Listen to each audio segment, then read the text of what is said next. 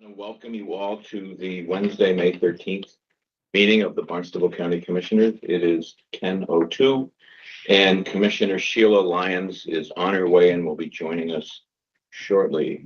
This meeting is being recorded and it is being conducted in compliance with all sorts of applicable laws regarding meetings that are done in hybrid format. So if anyone wants to participate, you can certainly do so here in person, but if you want to participate online, what you need to do is access our meeting through Microsoft Teams. And the instructions on how to access our meeting through Microsoft Teams is available on our website at www.capecod.gov. So without further ado, I would like you all to join us in a pledge of allegiance.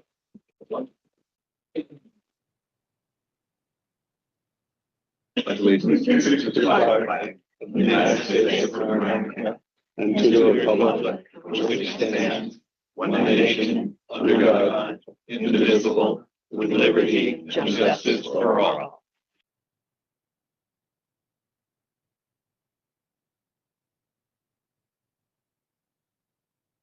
Next item on our agenda is a moment of silence. I'm going to ask you to join us in a moment of silence to reflect on the bravery and the sacrifices of all those who have continued to serve our country in defense of our democracy and our freedom in our country.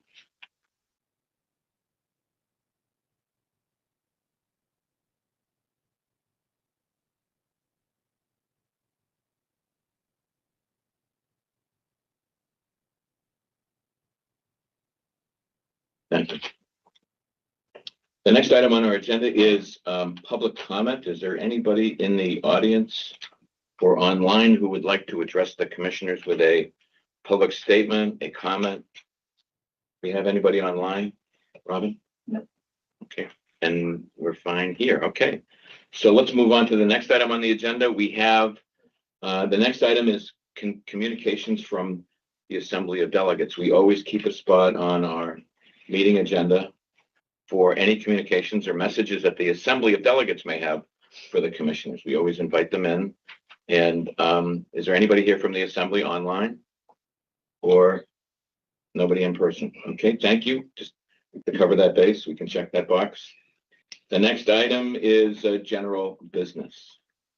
And 6A, the first of a number of items under our general business, is an update on the 2026 Mercy Otis Warren Woman of the Year awardee.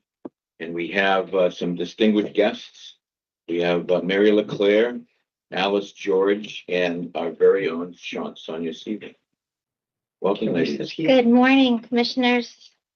Good morning, Wonderful to see gentlemen. you all. Nice to see you. Good to see you. Everybody's looking good. Mary is Mary hasn't changed at all. God bless you all.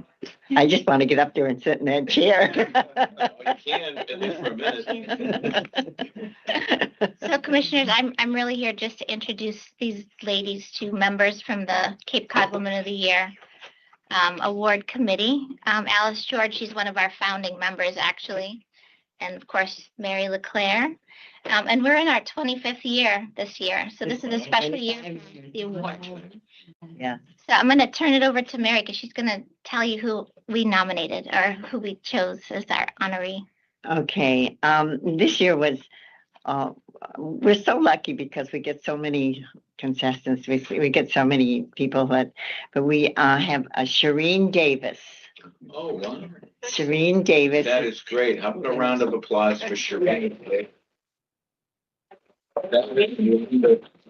I have to say that she stood out in so many ways. Her community involvement. She was a selectman. She's all done now, and this is her. She's not that going to be that anymore, but she was a selectman, and her leadership and her devotion to the environment, her recognition to our many needs like housing and the state of our economy in the Cape, and she just has all the qualities that we see in Mercy Otis Warren, because that's what we're looking for. And I think if I was gonna say anything special about her, I'd say that she's the type of person that listens and learns. Mhm. And that's what we need today. Yeah. In fact, I think we could use that in every part of the government today. And I think you picked an outstanding candidate. I think she's wonderful. I've worked with her for about 40 years, oh, going thank back to my days working with Congressman Studs. And she was Oh. known at the time as a champion and an advocate for our fishing community. oh, she's also a photographer, a professional She's photographer. excellent with her photography. Yes, and I mean, she's interested in the arts. There wasn't anything she missed. And There was- Commissioner Bertram was in Chatham the other I night was in too. Chatham where she received a citation from the legislature through Hadley Luddy. And Yes. also from us, the three of us from the county, a citation and for her good work on behalf of the people of Chatham, but also all of Cape Cod, And, I've known Shireen. I laughed. I said, I've known Shireen. When I met Shireen, Gerald Ford was still president. That's how far back I know Chatham. But, it's interesting because Shireen, the granddaughter of a fisherman, Cobby Nickerson, and through Yes. Nickerson's, her family goes back to even before, the Mercy Otis Court, even back to the original settlers. So it's a real native Cape Cod. She's a real native Cape Codder. Oh, Yeah. definitely, And she's definitely. married to an elder, so she's Yes, on both sides. yes. There you go. That goes way back. Yes, and I also would like to take my time to, I remember the day that I was sitting there when we started this, when Alice came before us, for the first time. And, that you supported it through the years and that you're still, our supply, Well, if I can just say, I think that Mercy Otis Warren, her spirit lives on. Her words of wisdom are still Yes. with us today. today. And the reality is that over the years, you have selected individuals who truly reflect the spirit and the dedication that she provided during a very important time in our history. Yeah, And it's one way of helping sort of sustain that legacy that she provided. that So legacy. I think it's wonderful that you're doing all this work and you're helping keep the spirit of this incredible woman alive here in Barnstable County. So thank you. Well, thank you very And much I for that can't help but recognition. Always go back to Lou Cataldo, who Yeah. recognized Lou the Cataldo. contribution Yep. of women Yeah. to our Oh, country. So Lou was the one he that was the one came. that really pushed it. He pushed so. Oh, I have yes. to always bring He him up, did the original state, her brother, right? and That's right. that's, With and James. that and was Mercy Lou, Otis. Lou Cataldo. 250 years ago, their voices were very important Yeah. as they are today. So. Yeah, I'm almost as old as he is. As he was. Thank you all for being here. Alice? Thank you very much, and for those kind words.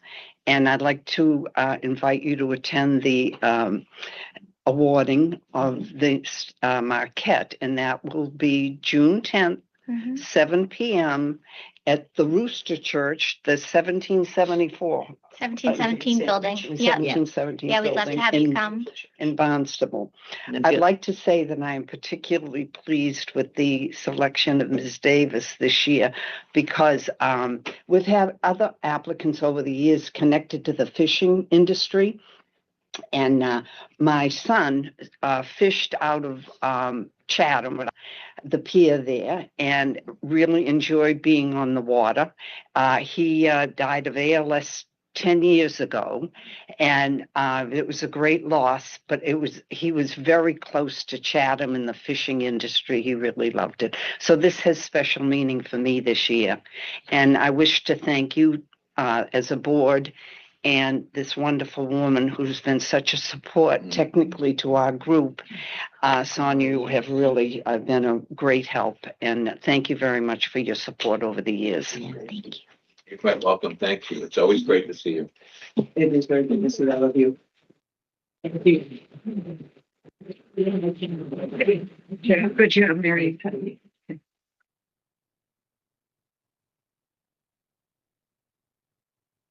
So the next item on our agenda, 6B, is declaration of May 19th Sorry about that. Mhm. The, this item, declaration of May 19th as Benjamin Franklin Baker Day in Barnstable County. Mr. Baker was the only Cape Cod native to receive the nation's highest military decoration, the Medal of Honor. And we have with us today Joyce Burstead. Joyce, come on up to the front table here, along with Robert Poskett. Timothy Brosnan was, And Tim. Yeah.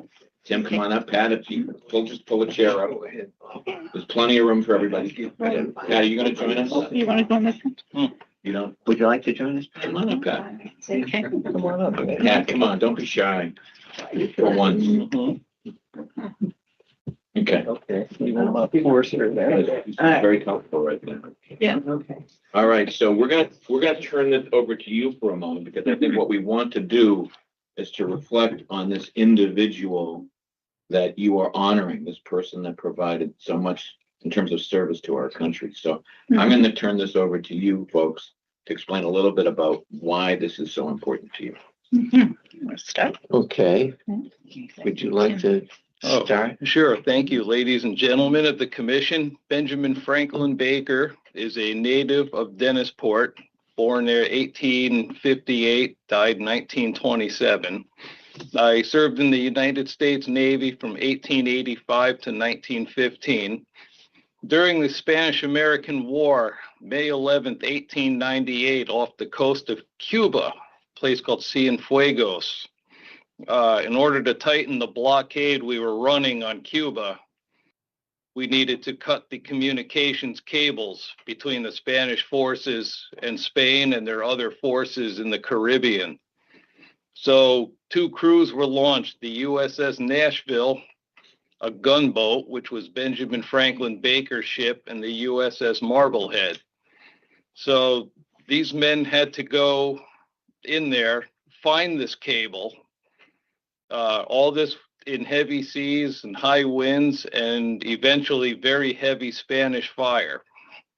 So despite all that, after 3.5 hours, they were able to pull these cables up and cut them and then drag them out to sea, so the Spanish couldn't just go out and repair them. So that mission cost 4 dead, 15 wounded. Fortunately, Benjamin wasn't one of those, but you know, a mission today would be done with submersibles, probably unmanned vehicles. In their time, they had to go out, find this, do this all under withering fire.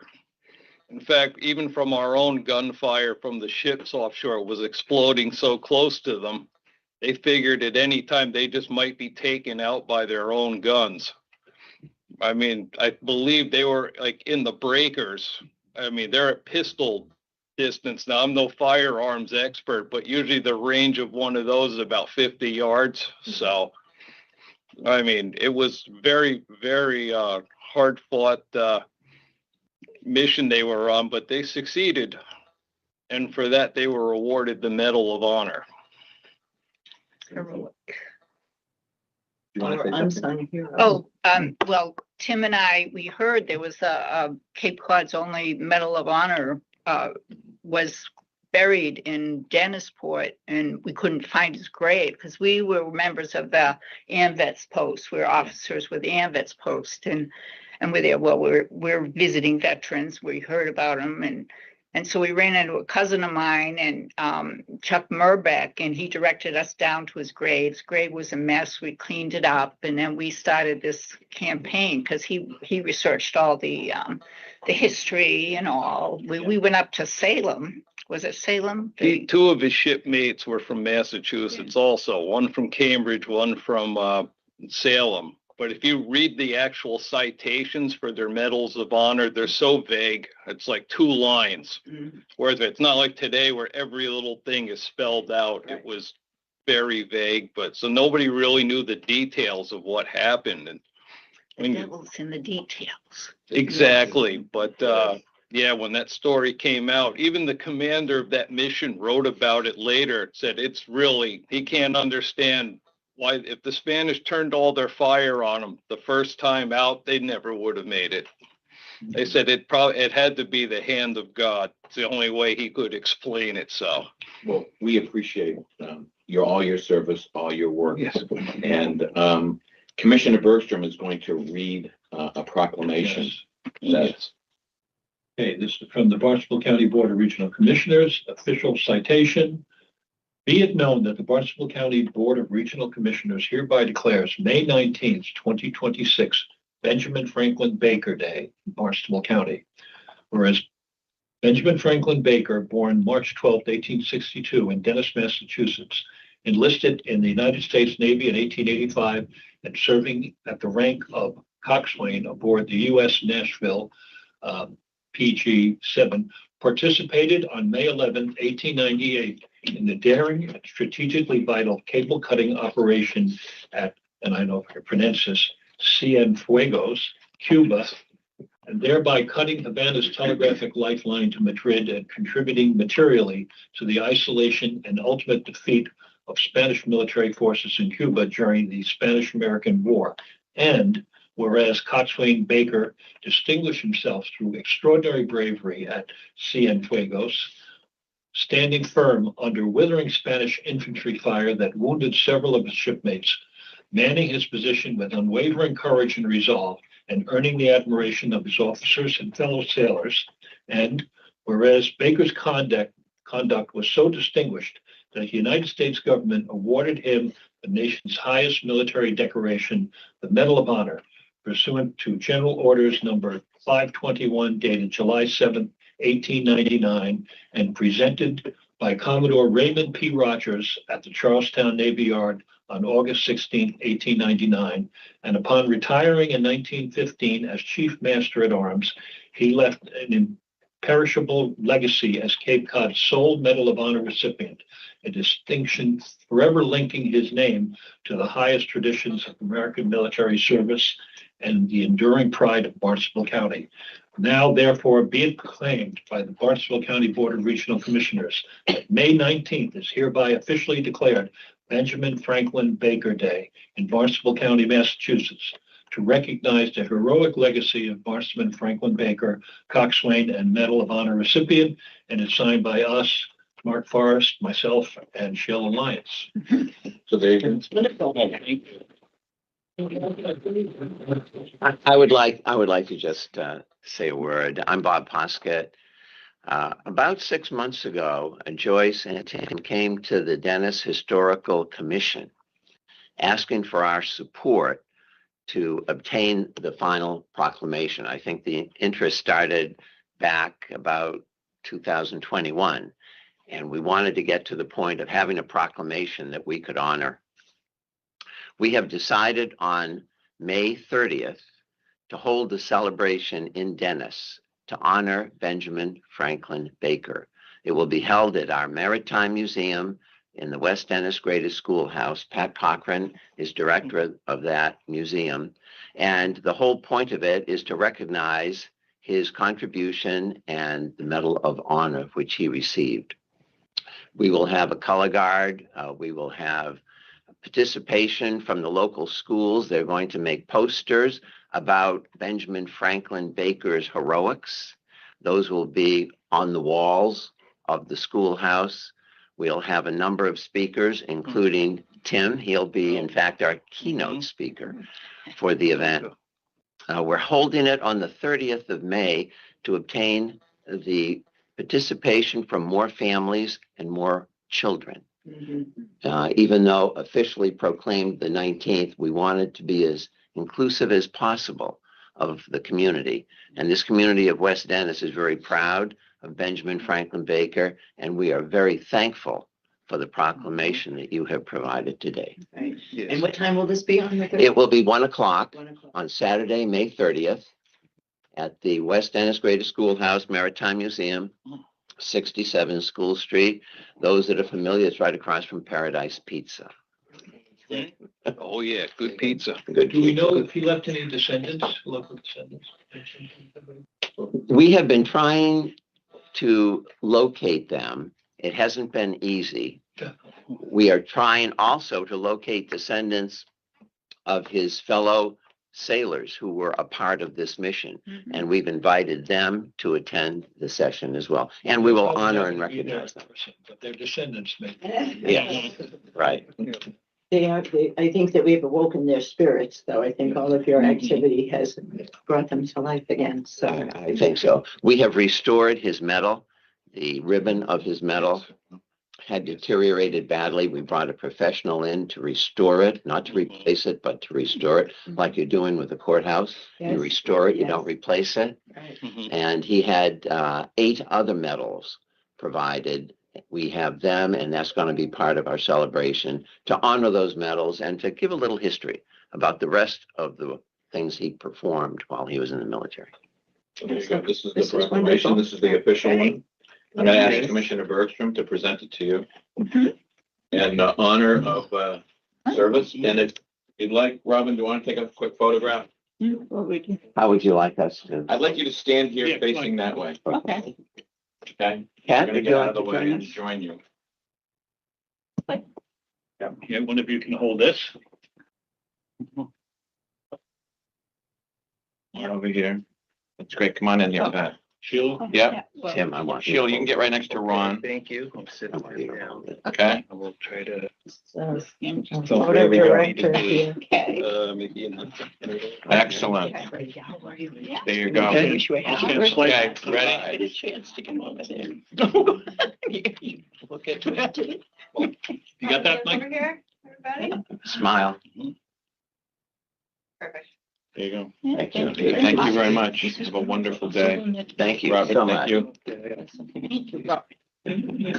Yes, yes. I'll see you there. One more. Oh, yeah. Ron, Okay. thank you so much. Thank you. So nice to meet you. My I look pleasure. forward to seeing you on the I 30th. hope so. Yes, if I We'll can look get there, forward. very nice to meet you, and thank you. Meeting you. Thank you so Okay. much. Yes. We're on our way. A naval blockade of Cuba? Who would have thought of such a thing?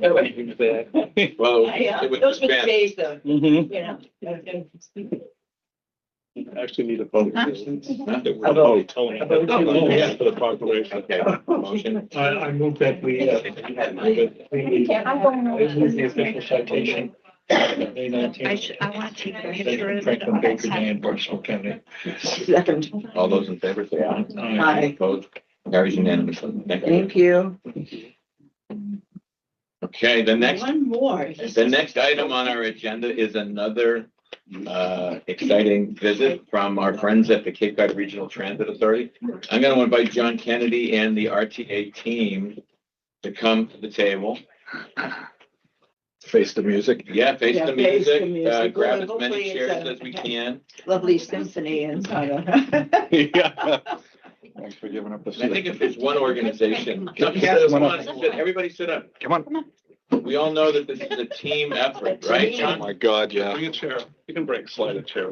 Okay, I'll bring They this one like, they over. like everybody to be front and center. Now, full disclosure, Commissioner Bergstrom served for many years on the RTA and is a former chairman of the RTA.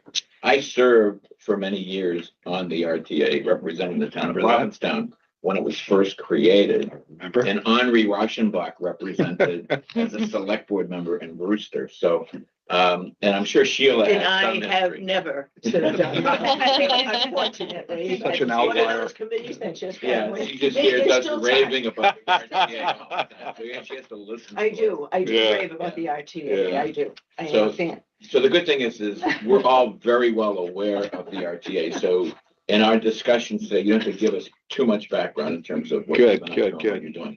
We just know that the Cape is incredibly well served.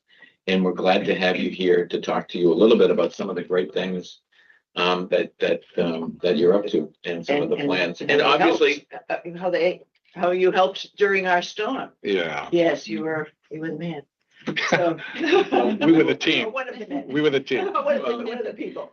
as I think for the folks that might be watching this or in the audience, Barnstable County plays an incredibly important role in terms of facilitating disaster response and assisting communities in the recovery. We help coordinate all sorts of emergency management services. And I think what would be safe to say that during the blizzard, there's a recent blizzard of 26, we were put to the test. Mhm. We were very challenged here. That storm was a nasty one, a lot of debris, a lot of power outages.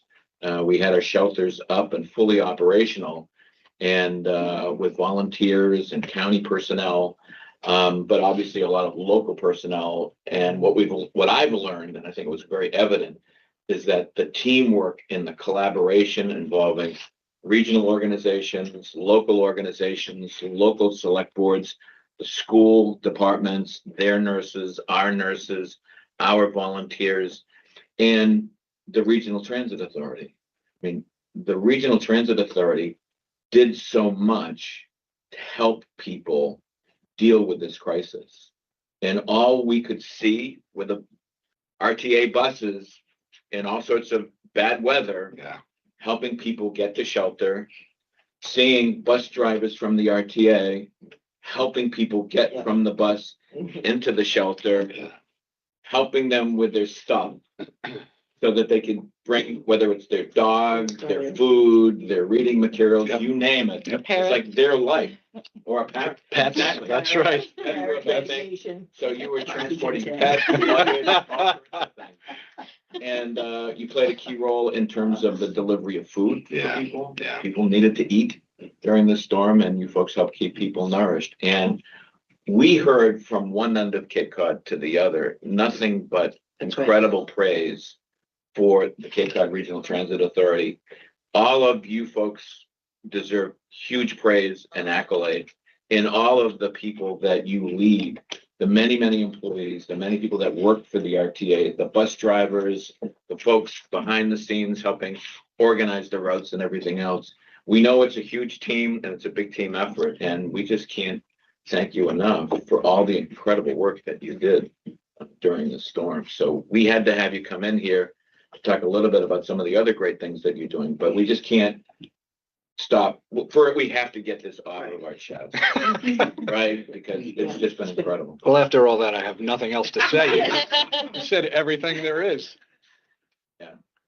And I think the other thing is that we have, over the years, we've come to work and respect Tom Cahir as the sort of the captain of the ship, so to speak, for transportation for a while in Massachusetts, for transportation on Cape Cod. And then obviously, I think one of the things that he was able to do with the RTA was he helped create a culture of real dedication and real service. That's something that Tom Cahir provided throughout his entire career in public service. We all know that.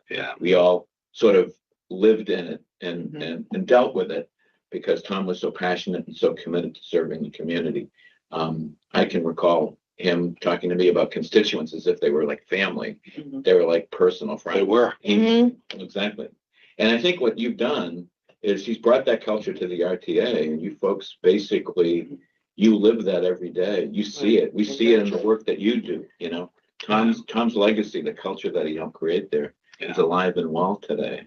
And it's so remarkable. It's so much appreciated by the community as well. So you do a wonderful job, each and every one of you. Appreciate that. We can't, like I said, we can't thank you enough.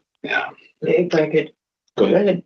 Yeah, I'd just like to say, of course, I was chair when Tom was first hired. You know, we had a committee there with Bud Dunham was on it and Bob Lawton. So they Still there. Still there. And they came up with Tom, and he was right on the top of the list because he worked for Mass DOT. And, you know, another individual might have come in and said, okay, we're having an ongoing operation. Just as long as we pay our bills, and you know, the buses keep running, that's fine. But Tom, from day one, he was proactive in increasing the services that they provided, you know, and making sure that the buses were environmentally sound, you know, and looking at the routes, what we can do to, you know, what do they call it? What's that route that goes through there? That goes off. Flex. Flex, sure. Right. FlexBus was instituted. Yeah. And also, he was a big railroad buff. You know? You know, the concept of running a rail service from here to Boston that would be self-supporting was just impossible. Somehow he made it happen, you know. 13 years later. It's still operating today, you know. So he has quite the legacy. We lost him too soon, but he left his mark. You know? And I have to say the one thing, as I look out my window occasionally and I see the buses go by, And I think to myself, I could hop on that bus from Chatham. I can get to Provincetown for what, $2 or something? Zero. Zero. Great. No, it's zero. Instead, I can't get out of Chatham without spending $2 in gas. Can't turn your car on for So two the hours. biggest, the only thing that I want to say is we really have to, and I know you do promote that service, but we all together in Cape Cod has to promote that service as an alternative to driving and parking. Yeah, like that's critically important. Yeah. John, I'm gonna ask you, I neglected to do this, is make introductions for everybody that's here. So for the folks that are watching, for the folks that are here, could you introduce this all-star team? Sure. Well, John Kennedy, no relation, just like Benjamin Franklin Baker before me, right? Actually graduated with a fellow named George Washington from high school. Presidential. We had the name for it. That's exactly right. But Kathy Jensen is our deputy administrator. I'm the administrator. She's been our deputy administrator now for a long time. So I had the great good fortune when I started in October that Kathy was already in place, and immediately upon setting into this new position, we hired Kathy Linz as our chief operating officer. Kathy has a long storied history as well in state and local politics, but more importantly was a deputy administrator long before our time here. So she came with a wealth of knowledge and expertise. Fred Valdivia is our longtime, he was assistant general manager and now is our general manager and runs the entire operation. Now, the operations team are the real heroes in this story. You know, we show up in blizzards, in warm offices and sort of coordinate. These are the folks that actually do all the hard work. And Kristen Boyd is another new hire, but has been with us before as well. So we recognized past talent and brought that back. So there was no learning curve. And Kristen is our assistant general manager. Those are the people that really make this stuff work. You know, I'm delighted here because Sheila, my mom thought you were the greatest human being that ever walked the earth. Regina Kennedy. Thank you for saying that. She, you know, I heard about you as if you were like, you know, a superstar from entertainment world. But honestly, Sheila. You know, I listened to her. You know, I listened to right. what she needed. Right. And so that was helpful to me. And as she well. just adored you. So- And Mark, I hate to even say this, but you and I go back, you know, probably Yeah. 40 years, right? Right, we were a lot older than Ron. Oh, yeah, much older. He likes to talk We about him started being young. young. We started young. We've been around a lot longer. I got involved in 1981 in transportation, literally as a teenager, and was still doing it. And I remember, you know, as general manager, many times under your leadership, advancing the goals of the RTA. We appreciate that as well. And Cape Cod Transit Task Force that you chaired with Tom, Yeah. really got the transportation center off the ground. Yeah. And you know, the reason why we're so successful, honest to God, is because of people like you that helped us get there. Well, Yeah. if I may, We've done it before. it's actually, you're here because of you helping that success and Yeah. being there when some things didn't go right. Yeah. And during a storm, and you learn who all your partners and all your team is and how people can just step right in. And I also just want to, you know, give you a lot of credit. It's not an easy peninsula to navigate for transportation. I live on the Outer Cape. Right now, your bus drivers are going crazy because they're sitting in traffic, as is everyone else as they're paving the road. That was a Wellfleet Select Board. I'm on that. That was their decision, set a nighttime. And I'm going to be cursing that decision from this point on. But I did pull in front of a bus today. And I knew that they weren't upset, but I had to make a U-turn. You cut them off to get here. I had to get here. So Let's pull that video. Yeah, we'll pull it. We We have video. We have video on our buses. We will see that. Anyway, no, but it really is challenging. And I think to myself, the frustration that you know, because you're in this traffic, you got all these people, you're trying to get them from point A to point B. And in the summertime, Yeah. I'm sure, even if you just say, this is my job, there's nothing I can do about it. I got to get people there, and people are wanting to get to where they want. So Yeah. I just think that you do an amazing job in very difficult circumstances and geography. And I thank you for that. And I just wish more used it all the time, we wouldn't have as much of those cars being stuck today, and it would just be the bus rolling through. So the more people can appreciate that, I think the better off we'll be environmentally as well. Yeah.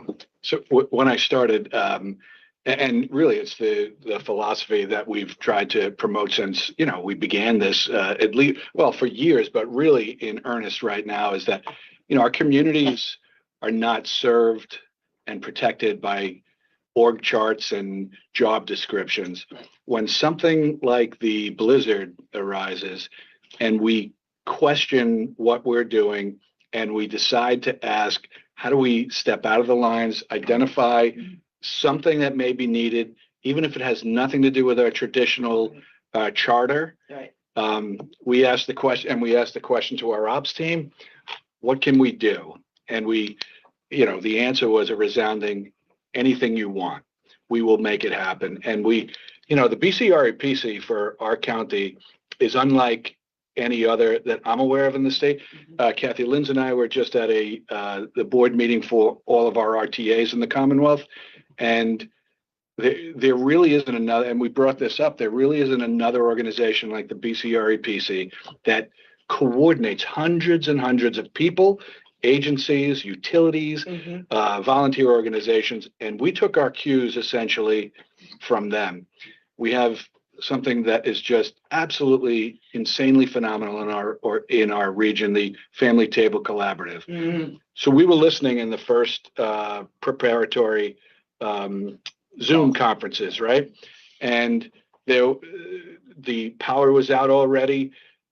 We were now, instead of picking up, our traditional passengers, we were picking up hundreds of people to get them to, and a lot of them were our older population, to get them to the warming shelter stations and the shelters.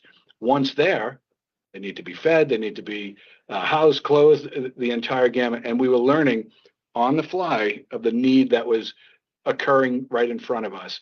And so again, we got the not only the approval, but the action of our operations team that went out, and we started delivering hundreds of people to those locations across the entire Cape in the worst of conditions. But we transported 17,000 hot meals to these locations, thanks in large part to what the Family Table was doing. But it really underscored exactly what our philosophy has been and where we're going. So we sort of like to ask permission or ask for forgiveness later when we step outside, but we think it makes sense to step outside our lane, pun intended. Absolutely. We had a warming station at the firehouse at Wellfleet. The RTA showed up with meals, and if they had a delivery had happened, it was going to be too much. We could say, this is where, and they would go where we knew another station was, and they'd say, okay, we're going to go right there. And this was really under very hazardous conditions. Yeah. And, also just to give a kudos to the Family Table, I remember thinking, what are we going to do with the Family Table? At first, I had the same thought. Yeah. And then all of a sudden, now you know why there is a worldwide organization of the Family Table, the World Table. Totally agree because with you. Disasters, unfortunately, are happening more than we need, more than we want. And this is a vital, you can get people warm, you can get them safe, but then there's hunger. And it's such a comforting thing to have. It's such a comforting thing to give. It was all great. And the fact that you could just jump in and see where do we fit is just Great, why great. you're all here Yeah. today for us to say thank you. We appreciate, and as we said, it is the entire organization's recognition, because like I said, my job is the easy part. Right. Go here and Same there. here. Yeah, we right. need staff. Right. Right. So if you were interested in the other things that sort of initiatives I'm besides, very interested, but I know Commissioner Brooks will Is- be Oh, listening so- at the say same. apologies. Yeah. Just like to say that, that probably 20 years ago now, anyway, when I was chair, the state was in a financial crunch. And it looked like some of the services might have to be cut back. Mm. And so we convened a meeting in the lobby of the transportation center. We invited people to come up to the microphone, and probably about 60 people. I was surprised at the turnout. And the first person who came up was a gentleman that was in a wheelchair, operated by joystick. Yeah. And he said he wouldn't be able to get anywhere. He said, those buses now have platforms. The second person was a woman, she was blind. And so one by one, they came up and they said, people say, oh, I see the buses go by, there's not a lot of people in them. But the people who use the buses need them. Without that service, they would pick it up and live Get to their work, lives. anything. So I was really impressed with that turnout of people who said, look, this is the service we need, the valuable service, we couldn't do without it. So that's for your critics. If you have any critics. Beautifully said. And it's a paraphrase of what we say all the time is that we're not like the MBTA is, traditionally a lot of white collar, a lot of folks going to, we do take an awful lot of people to and from work. But these are the folks that really need us, as you mentioned. They really do need us from an affordability standpoint, from a convenience standpoint, or from a standpoint that this may be their only way to get there. I'll tell you very briefly, 15 years ago when I started with the RTA, I got a call from a gal that was in a motorized wheelchair,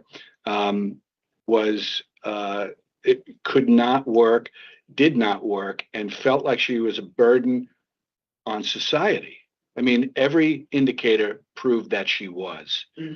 She heard about the RTA and our Dial-A-Ride service and began taking the Dial-A-Ride service. And she was in West Yarmouth, got picked up, began a job over in West Main Street in Hyannis. And this happened every weekday for her.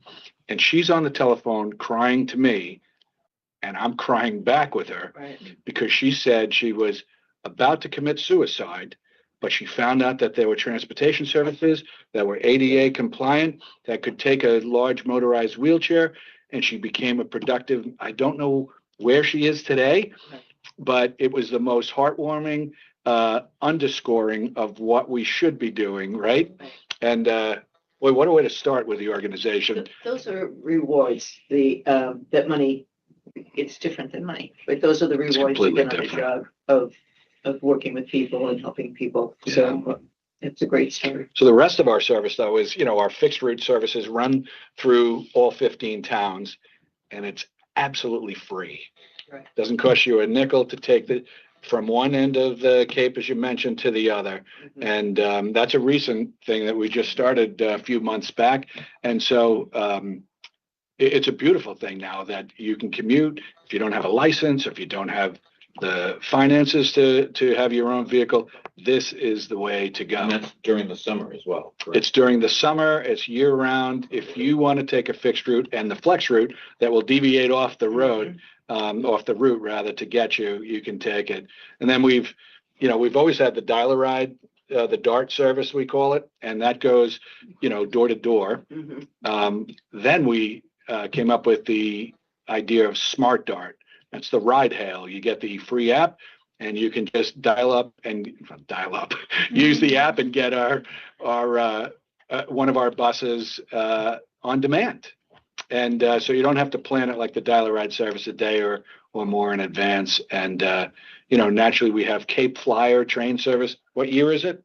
It's the 13th year. 13th year. So, and there, we look at our bridge construction issues coming up in the not too distant future, and that is one of the options and one of the alternatives to help mitigate some of that traffic coming onto and off. The traffic now is difficult at certain hours. Can you imagine? Too many. Yeah. And I know you mentioned that Tom and his tenure here, our transportation center in Hyannis will be dedicated as the Tom Care Cape Cod Transportation Center in the not too distant future by way of legislation through our Cape delegation. So what a way to honor, a fella. I knew his dad. Well, we both did. We knew I knew his dad. We were starting a railroad, and his dad was very helpful while he was a state rep. And unfortunately, he passed away while in office. And Tom almost seamlessly stepped into that role and became our champion for rail and then the RTA. But we look at our organization and we say we're not a rubber tire transit service. At least we shouldn't be. Those are the things we should do in our sleep. It's the additional stuff that was underscored by what we learned in, it's the human element. And so that's why we're trying to, Kathy chairs a committee that we have that meets weekly to try and identify gaps in service and adjust routes, or to completely come up with new types of service. And so we learned recently, this is what I learned, and I was naive and I'm ashamed that I didn't know this, but the Cape has the largest veteran population in the Commonwealth. And our region, if you're a vet and you live on the Cape and you need to go to the hospital, the Veterans Hospital, you don't go to Boston, where we have a weekday service to the Boston hospitals, you go to Providence. And so all of these folks that have difficulty traveling can't get to the hospital in the VA hospital in Providence. So we will now be beginning one in the coming months that will take our veteran population to the Rhode Island center. So Do you work with Colini? say again? Coleman? I don't. He's with the disabled veterans and he pushes. Are we aware of? I know Coleman. Kathy from knows years everybody. past, Right. actually, yeah. Yeah, he was making that, he's the commander, but he was pushing these types of programs as well as Really? the medical, yeah. I'll Connect us if you would, yeah. But when you do that dedication, it'd be nice to know about with Tommy. Oh, You can do Well, that. you'll get invites. Yeah. There'll be Sure. press releases and we will invite you Yeah. for sure. You That'd be can, good. and Mark and, Yeah. and Tom was there. Commissioner Bergstrom. I know we've He's said, reminiscing of his days of the IG. I know we've said, a lot- I genuflected, by the way, when I came in and I saw you. I know we've said a lot about Tom, but a couple of years ago now, during an event, I think it was the One Cape event that we had at Quasit. I ran into him and I said, Tom, I said, you still doing this? And I said, I thought you said you were going to retire. He goes, oh, yeah, I'm going to retire, but we still got this going. He just was so dedicated to his job, was enthusiastic about the next initiative And that he was going to put forward, so. He said that for about 10 years. Yeah. yeah, I'll the retire soon. I'm the gonna long-term retire. retirement. Yeah, agreed. Yeah. So, Anyway, I'd like are the we motion, done? please. Yes. I move to authorize the issuance of a citation of appreciation on behalf of Barnstable County Regional Government of the Cape Cod to the Cape Cod Regional Transit Authority for exemplary service and extraordinary dedication to the residents of Cape Cod during the February 2026 blizzard. Second. All those in favor of the motion? Say aye. Aye. Opposed? Carries unanimously. And Commissioner Bergstrom, here is the proclamation, the citation, and we're going to present it to you and do a photo. terrific. Okay. Thank you. Can you read this or just? We've said all the. I Yeah, did. nothing more. I could say a lot more if you'd like. I know. No, There's nothing No. like talking about ourselves. yeah. Come on in. Kathy, get in the middle here. Yeah. Come on. John, get in here. Yep. We're gonna I'm gonna be on the outskirts here. You sure you want Ron, no, I want Ron in the middle. I want Commissioner Bergstrom to get in there next to Yeah. John. Get there. He stands in Okay. I know. You watch the 18. All right. Right. There you go.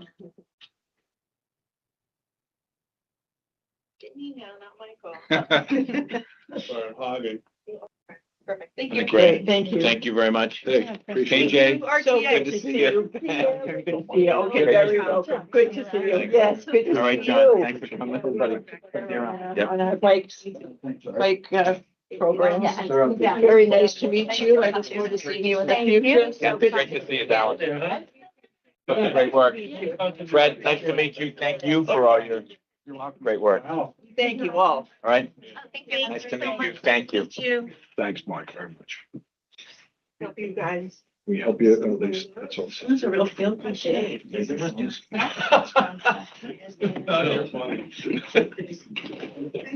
coming. Good to see you. Bye-bye. Take care. Okay, Oh, yeah. Oh, you better believe it. the next item on our agenda is the presentation by the Health and Human Services Department, Children's Behavioral Health Youth Connecting Spaces with Barbara Dominic and Andy Speakman. Human Services Deputy Director. everybody? Great. Good Good morning. morning. Good Good to morning. see you in person. So we wanted to get a lot of positive vibes going before you want. Yes. Thank you. Okay. Going. Good day. Thank you for that. So welcome. Thank you. Yeah. So thank you for having us. Good to We're be here. interested Always good to in know what you're knowing what doing, you're up what to. you're up to, Yeah. right? What are you doing out there? We're keeping I busy. am sure, I'm sure you are. So I'm working on sharing my screen for a little presentation we have. How's that working out for you? I'm working on it. It sounds like he has a cold. Better you than me. Yeah. There. There we go.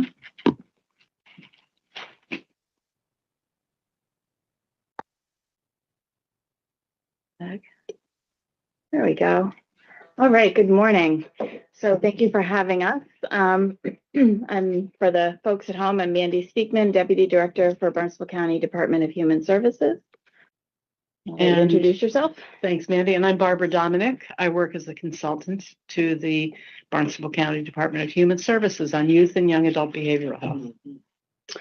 So we were lucky enough to come before you about a year ago when we finished our the first comprehensive community-wide, region-wide baseline needs assessment for child and youth behavioral health. And so always after a needs assessment, we think about what can we do and what actions can we take so we make sure that all that great work doesn't just collect dust on a shelf somewhere. And so given the resources that we had, with Barbara as a part-time consultant and me kind of supporting this initiative, we decided to look back at the results and the priorities that came out of that needs assessment and focus on one priority area to begin with. And so we pulled together what we called a task group of engaged stakeholders who mostly came from our core planning group from the needs assessment. And there was a great deal of interest and energy behind further investigating the idea of reducing youth isolation, thus reducing harm that could be done. We also were able to identify with our partner HRIA, who worked with us and helped guide that needs assessment process, that some of the gaps we noticed were we had low direct youth engagement in that assessment. We also had lower engagement of some priority populations that we were hoping to get more information from, such as the Mashpee Wampanoag tribe, the LGBTQ plus youth population on Cape Cod, and also the growing number of Spanish and Portuguese speaking folks. We know that there are many other languages spoken, but those are the two that are highly recognizable in our area and have large populations in our school systems. And so with this task group, we came together to recognize this. We did have a little bit of funding left from the needs assessment. And so we were able to continue to work with HRIA to figure out how are we going to follow up the needs assessment while focusing on some of the priorities that came forth through that. And so I just want to start out by reminding anybody who wasn't there for that results presentation was that we were only able to launch this needs assessment with the support of the county, the commissioners, and receiving that ARPA funding that came to our department to be able to do that. And so we called it the Children's Behavioral Health Needs Assessment, but I always like to point out that it was age 0 to 21. So we're really talking about youth and transition age youth as well. And so that was a comprehensive assessment that included lots of direct input from our residents' community forums in each subregion of Cape Cod. So hard to get all 15 to participate, but we broke it up into the subregions, and in that way we made sure that we had regional equity in the work that we were doing. Our consultant HRIA did a secondary data review, literature review, we were able to do more focused provider and resident stakeholder community groups. And then we did provider and community surveys. And those focus groups and the surveys were broken up into providers, parents, caregivers, adults, and youth. And again, that youth direct participation was very low. So our methods were not successful in engaging with youth. That's a good question. Is that because it was hard to access? Is it parents not wanting? Are schools afraid? How? No, it was just it was too long. Oh, The in-person time commitment, like kids and youth are so busy with school, extracurriculars, working, the transportation to get to in-person, even though we did offer hybrid and virtual options. And we got the feedback that the survey instrument, we thought it was concise, but it was we're dealing with a different generation and how they interact Ten with questions, that's it. less. So we learned that How many lesson. questions did you have on your survey? Oh, gosh. No, the first survey. Beginning of it. No, it was close to 20 Yeah. for the first one. And I thought, oh, it's 5 to 7 minutes, 5 to 7 minutes. But that was too long for the Right. kids. So Right. So you got to pick those right questions that kind of got to yeah, figure out Barbara's. how to get to that core question. Yeah, so we have had great success since then. I'll leave that for Barbara to dig into, but from the assessment itself, we know behavioral and mental health care challenges are climbing. They're sometimes higher on Cape Cod. We have high rates of isolation, high rates of suicide. We have a dearth of clinical providers. And sometimes even when there are providers, they're not geographically accessible to the folks that need them. The idea of having safe and connecting gathering spaces outside of schools are limited, and that I guess that shouldn't have been surprising, but a really key point that came through in our data was that the families and the professionals told us they need help navigating the system as well. And so the families, caregivers, school staff really need some unique and different kinds of support. And it really came down to navigation for them. And so, sorry, my allergies. Thank you. Mhm.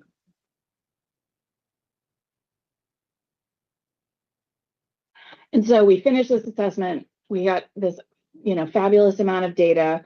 So where to start? And so we decided to break up that like large kind of findings of priorities into starting it with one achievable task. So we formulated our task group. And what our group's focus was community-based social and recreational opportunities for children and youth in Barnstable County, creating safe spaces for connection which support the well-being of young people. And safe spaces mean different things to different people, but for our purposes, we are talking about both physical and emotional safety for those that need to utilize those spaces. And I think this is where you were going to pick it up. Yep, I'm up now. I just want to add that the graphic that you just saw is not an overstatement. Right. This is a very big task. Yes. So we're at slide 6. So the challenge of creating safe gathering spaces and accessible gathering spaces for our young people really calls for community involvement, along with input and ideas from a representative group of our professionals who work with youth. So hence the makeup of our task group that you see there on the screen. Our task group felt that the youth voice was key. That's the first conclusion we came to. So as a first step, we reached out for their input. So we collectively composed a 4-question anonymous survey to protect the privacy of our youth. And you'll hear more about that in an upcoming slide 12. One priority, as Mandy mentioned, was to connect with our most hard to reach youth, and in some cases more vulnerable youth. including the Wampanoag tribe, Latino and Portuguese speaking community, and the LGBTQ plus communities. Slide 7. So youth gathering spaces or youth centers, some people call them, they need to be accessible and they can exist in many forms. These are physical spaces that give our young people opportunities to form social connections with peers and caring, trusted adults. Some include age-appropriate recreational activities, life skills and leadership training, as well as referrals for needed services, or simply a connection to a caring adult. Slide 8. So what does safe gathering spaces mean? First, I'm going to give you a quote from one of our very brilliant, our very own Cape teenagers, who said that connection is prevention, and what safe gathering spaces provide is connection. Today's youth are demonstrating elevated levels of anxiety and depression. They have grown up with frequent school shootings, the threat of school shootings, graphic lockdown drills, and they are, the specter of climate change and the aftermath of COVID-19 pandemic lockdowns and its learning disruptions. Our Cape youth are further challenged by social isolation, as Mandy mentioned, inherent in our rural geography and our sub-regional divisions. Just what is our youth population on Cape Cod? According to the Department of Elementary and Secondary Education, schools report their enrollment each year to DESE. Barnstable County in 2026 has 19,494 public school students, pre-K through grade 12. And this doesn't include students who have dropped out, students who are homeschooled, students who attend private and religious schools. Connections with family and peers and community, they're critical to youth and social emotional development. At each developmental stage, there are milestones and tasks that address the need for opportunities for youth to develop their social competence. 8 to 9, kids begin to mix with friends. They increasingly enjoy clubs, groups, games, and competitions. At 10 to 12, having friends, especially a best friend, becomes more important. And at ages 13 to 18, the peer group becomes increasingly their base. Youth tend to compare themselves to peers. Peer influence and acceptance becomes even more important, whether we like it or not. But unfortunately, youth in this age group, they begin to age out of town recreation and sports activities. I think 13 is the general cutoff. And many, while losing these opportunities, there's no backup plan for them. We all need connections, but for our youth, connection and the development of social networks, it's their lifeblood. It's their developmental chore. When safe and supportive connections aren't available, some youth are going to gravitate toward negative connections, toward peers and adults who do not have their best interest in mind. A bad connection is better than no connection. Friends, families, communities, and professionals all have a part to play, and we are their village. We are the village for our kids. I'm going to talk about slides 9 and 10 together briefly. These slides show the data that we obtained from the Massachusetts Boys and Girls Club Youth Outcome Survey, which is based on responses to the Youth Risk Behavior Survey. This is a survey that is given to many Massachusetts students. I don't think we're doing it so much recently on the Cape, but I wish we were. Mm-hmm. Young people who were connected to the Boys and Girls Clubs demonstrated positive outcomes in every category, most notably their sense of belonging, feeling safe, and abstaining from harmful activities and dangerous substances. Slide 11, please. This graphic shows that our DHS initiative targets about 14,163 students, which is about 73% of the Cape's total school public enrollment. Slide 12. So I think this may be a combined effort. Our survey was intentionally brief, as we discussed before, keeping in mind the youth attention span. It averaged 2 minutes to complete, and it was distributed. This was a community effort. It was distributed with the help of many of our community partners and our Cape Cod school counselors, who we've worked very hard to incorporate into our behavioral health community. We received an amazing 757 responses from the kids who took this survey with a 100% completion rate. And here's what we found. These youth prefer to hang out with friends at friends' homes. But other choice gathering spaces included town centers, malls, libraries, with a preference for informal, unsupervised, or lightly supervised places. That was not a surprise.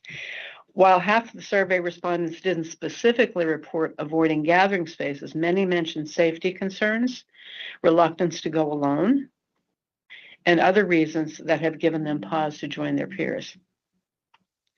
Ideally, 73% of our youth, they just want a place to hang out.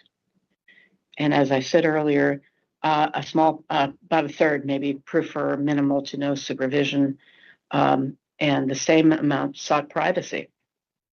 Other preferences expressed were for practical amenities, age-appropriate social activities, and options for a variety of activities. We intentionally did not collect the demographic data to ensure the privacy and anonymity of our youth respondents. If we had wanted to collect their names and their information, we would have had to ask for parental permission, and that would not give them the level of anonymity that we wanted them to have. The feedback from tribal youth, LGBTQ plus youth, and Spanish Portuguese speakers can't be confirmed because we did make the survey anonymous, but we wanted to get to the numbers first. Slide 13. I just want to add before we go on about the limitation that we very intentionally targeted community partners to help us push the survey out to youth. And so based on the community partners who responded to us, thanked us and said, yes, they were getting momentum with those survey responses with the youth that they worked with, we feel confident that we had regional representation. So again, we will continue to focus on gathering data from those, from some of those groups that we mentioned previously, but that we did feel great about the number of responses and that we felt confident that it was region-wide. Slide 13. Why are we doing these roadshows? This is our first stop along the way. Our explicit goals are raising awareness and encouraging community conversation and hopefully problem solving. We get the question, I get the question every time, and I think we both get the question, so are you guys building a community center? Right. The answer is no, but that doesn't mean that our hope is that somewhere down the line that might be an outcome for some of our youth. We see the role of Barnstable County DHS in this initiative as a convener, a facilitator, resource, and supporter / community partner. Through our hub, our Children's Behavioral Health Work Group, along with our baseline needs assessment targeted task groups determined by the most pressing needs that were identified in the report, we offer ongoing opportunities for input and engagement from everyone. And that's all I have. And I'll just comment a little bit more on the roadshow. That task group is coming together with a list of, we have a very long list knowing we can't get to everybody, but what we're looking to do is prioritize a shorter list, targeting decision makers, policy makers, people who are at the level in communities who could help affect change, to get this information in their hands so that they can help lead their community's conversation around this. Can you go back a couple of slides? Stop right there, go back. This one? Yeah, that one. Number 4, the ideal hangout space characteristics. How, Did you get information on that? I'd like to talk about that. I also. It was a 4-question survey, so you could check a box, but there were options for narrative. Yeah, And so we were able to capture that narrative, and some of the ideal characteristics were, they just sky's the limit way, no limits, really interesting ideas put out there. But there was a more general theme in those narrative responses that came back. Comfort, a comfortable place that is kind of aesthetically comfortable as well, that felt welcoming. So I think back to my own teen days and, church basements. Well, it's great to have a clean, dry space, but it's not so welcoming or comfortable. Mhm. Does it and as Barbara said, kind of across the board, both in the direct question response and in the narratives that came back, there did seem to be a theme of wanting some limited type of supervision so that there was a safety element safety built aspect into of it. Yeah. However, they didn't want to be micromanaged. They didn't want the adults Understood. in there participating. Right. And food and transportation, always, can they get there in a convenient time? And is Right. there food? And Barbara, you had mentioned in one of your comments of something about a library. Are libraries seen as options in some communities where obviously it depends on how they're set up and how they're run and accessibility, right? Well, that's a really good question. I think the answer that I shared with you really comes from some of the feedback that we had received. We actually developed a grid of where kids gather on the Yeah. Cape, nitty-gritty details. And was it the Provincetown Library? The steps of the Provincetown Library, the library, that was one of the gathering In places. Provincetown. Yeah. And I think that's an example of, it's not supervised, but it's a place where kids gather. And it's safe. And it's safe. And I personally think that libraries could be an option Mhm. for some kids. Right. And it could open up doors. Yep. So I'm going back to my youth, which was now long ago. It gets further and further away. No, it's all, But in back your- it's all in then- your mind. But back then, it was a different world. You started out with, you had your school, and then you had Girl Scouts or Boy Scouts. Then there was maybe, we had, and we did have, they thought of, I went to Catholic schools, they were always thinking of things that what you could do to help somebody else. So there were those types of activities they kind of trained you on. But really the hangout space was something called the corner. And we would go down and everybody had a corner, and Tip O'Neill has those stories of the corner where that was his group forever. I have my group forever. I still have all my friends from when I was 10 years old and even earlier. And that was where we all, and everybody, there was all corners, we had the High Street corner or whatever. But that's where you would go. I'm going out now, and then you would walk down to the corner, and even if you were Same. standing there for a few minutes by yourself, somebody showed up, and then some more people showed up, and then you were hanging out. So, and we didn't really get into trouble. We were we were one of the better corners. we were the St. Peter's Right. corner. But anyway, kind of dull. We were dull, but Hear ya. But then, there were different offerings through the schools, ski trips, this sort of thing. But there was much more. I was actually talking to my girlfriend from when we were 5 on my way here because she lives in Eastham now, and comparing town meeting notes. But how some things in the paper recently, and she says, "Do you remember when we were kids, like we were 8 years old or whatever? I mean, we were almost like adults." Yeah.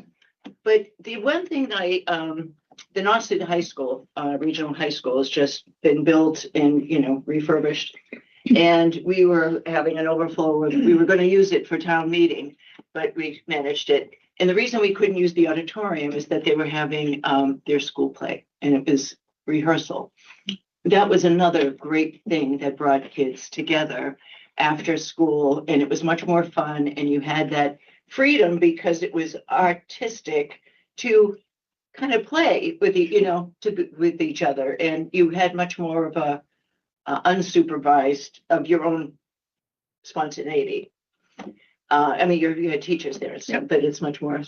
So I think the more we can, and it's good to see, a lot of the high schools, Boswell High School had one of the best performing arts ever. I mean, really in Provincetown as well. So those things are becoming even more revitalized again. And I don't think people can really appreciate how important those programs are. We want kids to be smart. We want them to think critically. We want them to be able to navigate the world.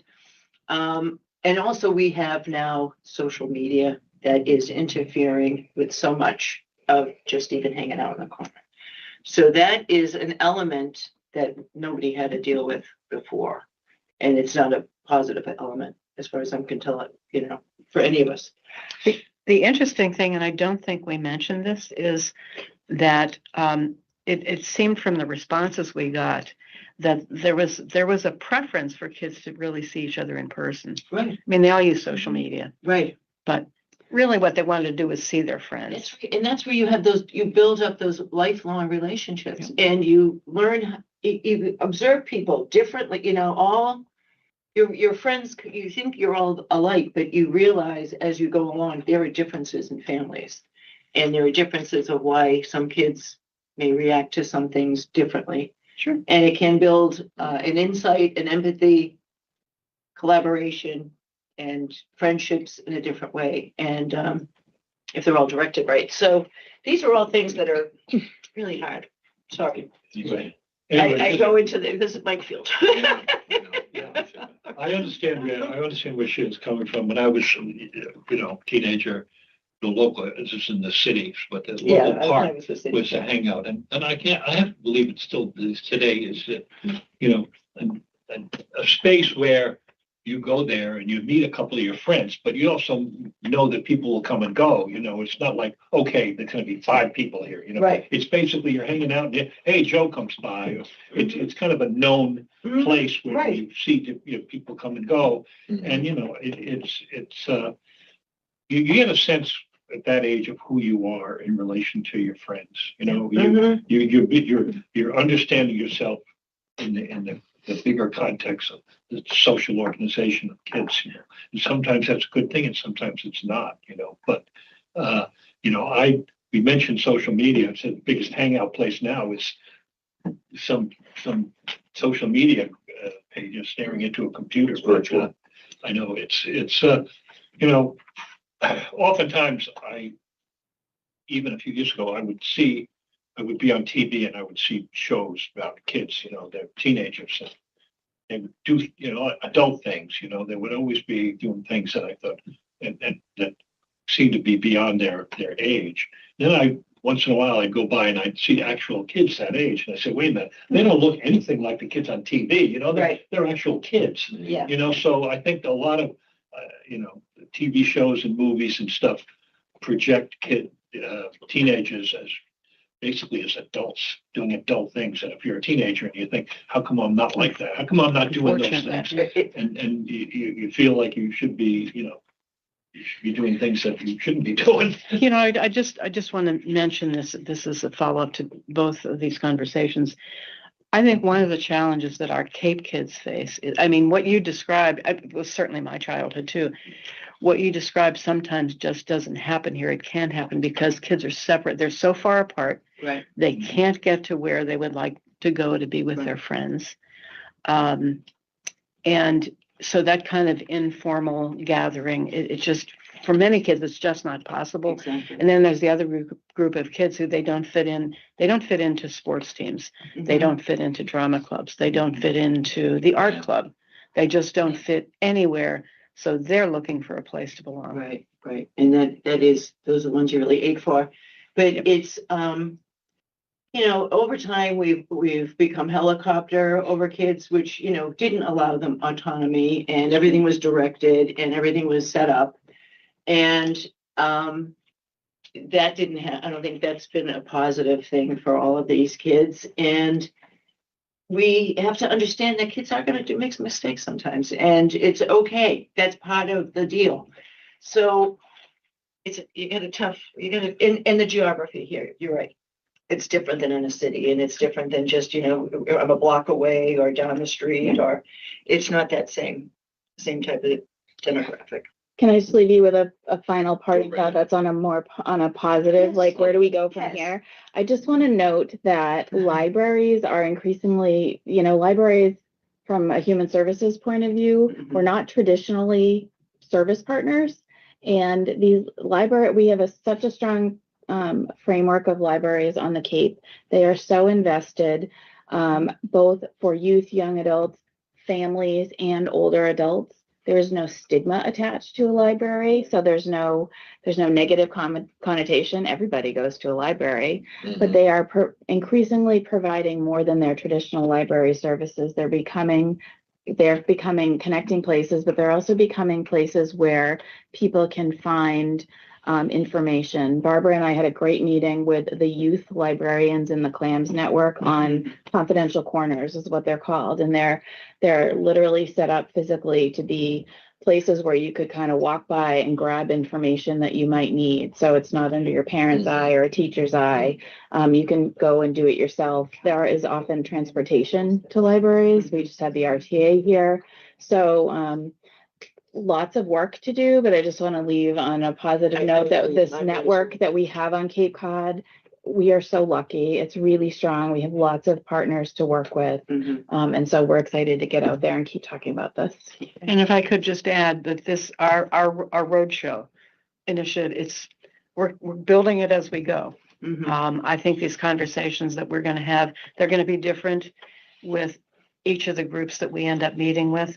But each time we have a conversation, we gain new ideas. We find new partners to bring in to the movement. So I think we have great hopes, and we certainly have a great task group who is motivated and ready to put the work in. Great. Well, keep it up. Thank you. I'm all set. Thank you. Very good. Thank you very much. Thank you. I appreciate it. Going to be on the Outer Cape or something. Oh, we will be. Okay. We please will be. Reach out. We're building the list. Thank you very All right. much. Appreciate it. Thank you. Thanks, Mandy. Right. We're at 3. Carol. How are we doing financially? Financial, yes. Come on, Carol. See how the road is going. How are you, Michael? Hi, I'm here too. Carol was going to be remote, and we have the pleasure of having her in person. Well, How remote can she be? So- So this item on our agenda is the Barnstable County third quarter financial report. And to provide the report is our finance director, Carol. Welcome. Thank you for having me this morning. You'll see a presentation come up on your screen here shortly.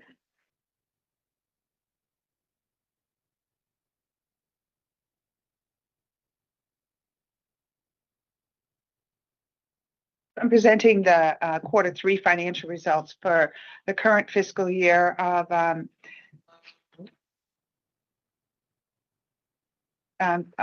2026. As of March 31st, 2026, the county finance office was managing just under $86 million. We have 24 cash accounts that we reconcile on a monthly basis. All 24 of those were reconciled as of March 31st. Money market accounts, oh, this is not progressing for you, is it? See if we can find another way to do this. I seem to be challenged technology today. I don't know what it is. Anyway, let's see. Start this over.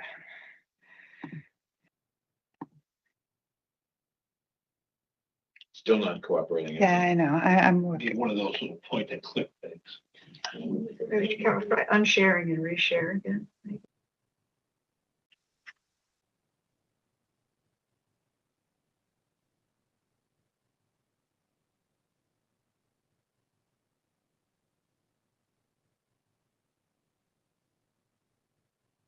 What's the wait? Hold on Yeah. a second. Is It it? says it dropped my call, so I'm just trying to see what my challenge is. Sorry. Okay.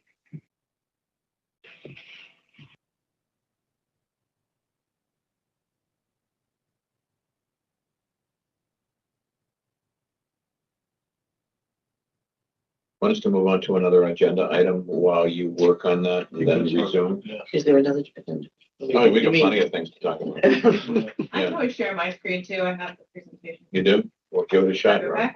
Go for it. Are you trying to share yours now?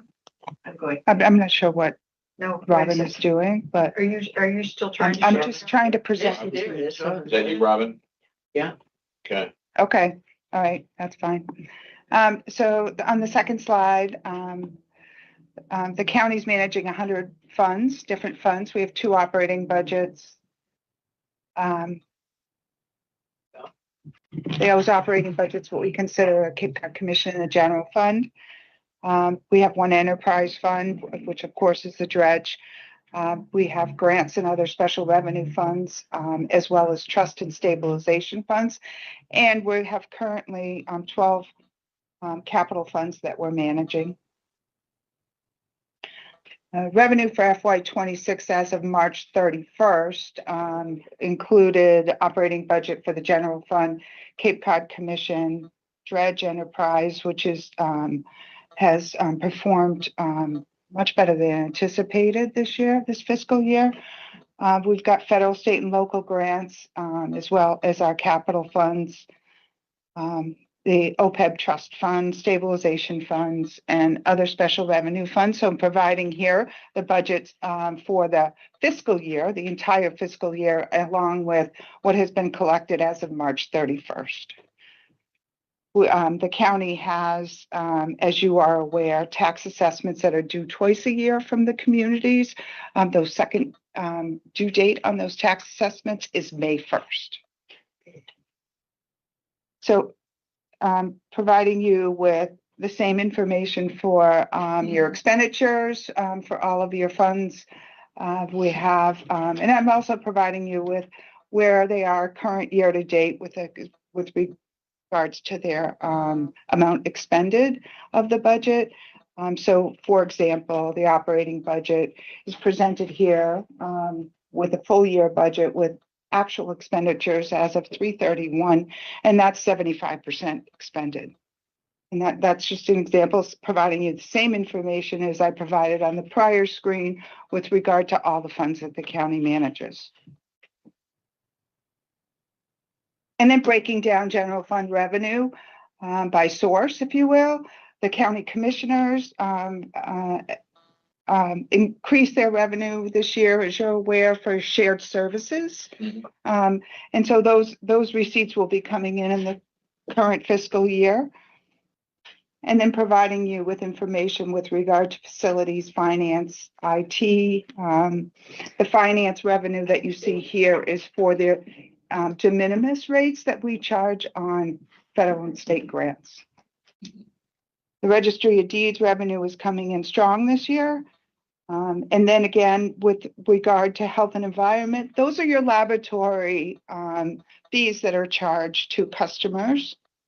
And then the county tax assessment, as I mentioned, the second half of that county tax assessment is due May 1st, although we do have some early implementers, if you will, communities that wish to provide their payment early. The remainder of general fund revenue is here. We're strong on interest income once again this fiscal year. And then the sheriff reimbursement is provided here at $500,000. And that really is to cover your OPEB expenditures that when I say OPEB, I mean contributions to your OPEB trust on an annual basis. We have transfer in of dredge, which we call indirect costs that we charge dredge for providing services such as finance services, IT services, and so forth. We have your unreserved fund balance contribution for your capital stabilization funds as well that occurred earlier this fiscal year. And then we have contribution this year to your PFAS stabilization fund that was part of your annual operating budget. Let's just hold on that Yes. slide for just a second. That looks encouraging. Yes, Very absolutely. encouraging. Yes. Now to put a sour note on it, looking ahead at FY27, I'm really worried about the dredge number because the state did not budget any dredging funds, in spite of getting letters from virtually every town in the Cape asking for them to continue to fund the dredging program in the Commonwealth. we've been combing through the budget, the House and the Senate version. Michael has, I have, we've been calling the reps, and no one can seem to find any dredge dollars in the budget. So that's going to be a problem unless that gets fixed. We're told that maybe those dollars might emerge in the environmental bond bill, which is not yet even passed and has some toxic language in and of its own that we can discuss later. But I just want you to know, looking ahead at the moment, until the situation improves, we could be going from an encouraging situation to a not so encouraging situation. Thank you for that information. And Mark, to see to any dredge money coming from the state would go directly to the towns to defray their Correct. costs. Right. Okay, rather than to us. Correct. Yes, They but would in turn pay us. but in some cases, we've been able to access capital dollars, other funds to help at least pay for some one-time costs. But you're right, that's generally how the program works. And as we all know, we need a level of activity sufficient enough to generate a revenue stream in order to make this enterprise fund work. If the towns don't get the money and they put up projects, guess what? They're putting up projects with us. The revenue stream that we're counting on to sustain the department doesn't hold up, then we end up going back in the red. So by the state cutting the funding to the towns, it's a backdoor way of screwing the county. With all due respect, I don't mean to use that word, but we're gonna get hurt. So we need to continue to keep engaging with legislators and administration officials. We've been talking about this, and what I've been disappointed in is it's as if people are saying, "Don't worry about it; it'll be taken care of." But there's no defined pathway that you can monitor or follow to reassure yourself that you're making real progress on this. So yeah, it's a very concerning issue right now.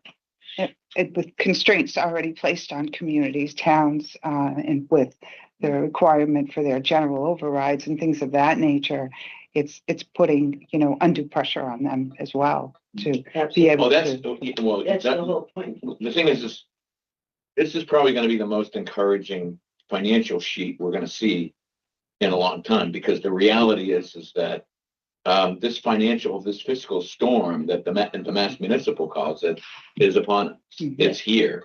And I feel like Chicken Little in my town, because I'm trying to get my town officials to understand that revenues are flat, state aid is flat. When you add up the real cost of state aid to communities, it's over the past 10 years declined 40%.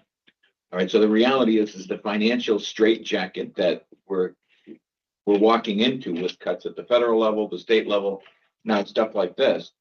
The next few years, I just don't see as rosy or encouraging. I really do, and I think it could put more burdens on us to find ways to streamline and having to just as I feel that we're turning the corner and stabilizing our finances, improving our overall financial position. I feel that we may be looking ahead at possibly backsliding due to what's happening at the state and federal level and the pressures that's putting on the towns.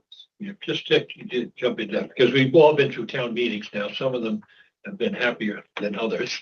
Some of them have been less happy, but people get up, and even in towns like mine that have relatively low tax rate, they say, "Oh, you're asking for 100,000 for this, 200,000, that, your expenses are increasing."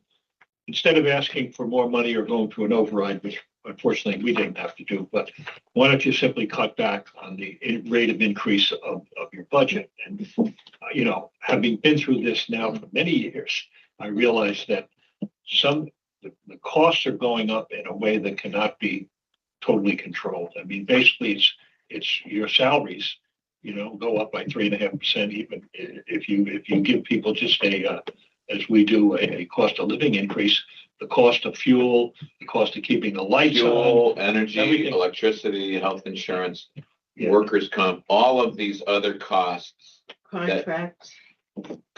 Construction. Well, contracts, but also just, But any- But the point is that in terms of the overall operation, the overhead Right. related items, and they're just going through the roof. Yeah. And the fact is that the towns have an option. They can go for an override and grab more money. We don't have that option, at least in the short run.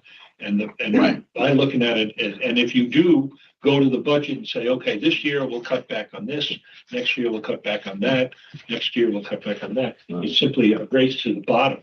After a while, 10, 20 years, you're left with nothing to do. So, I mean, You're starting to sound like me. well, no, I'm a little more, I'm a glass half full guy. You're a glass half empty guy. Big, okay. But Well, no, we'll talk about capital projects coming up later on in the discussion, so. yes. All right. All right, next. To provide some information with regard to expenditures on the operating budget or the general fund. We have our budget for the annual budget and then your actual expenditures. As far as your budgeted salaries and fringe, it's just about 74% of the operating budget. And that operating budget here is delineated with the somewhat parentheses or that's salaries, expenses, and fringe. And it kind of leaves out debt service and other funding. And what's other funding? Other funding is, your capital stabilization, your transfer out to capital stabilization fund and things of that nature.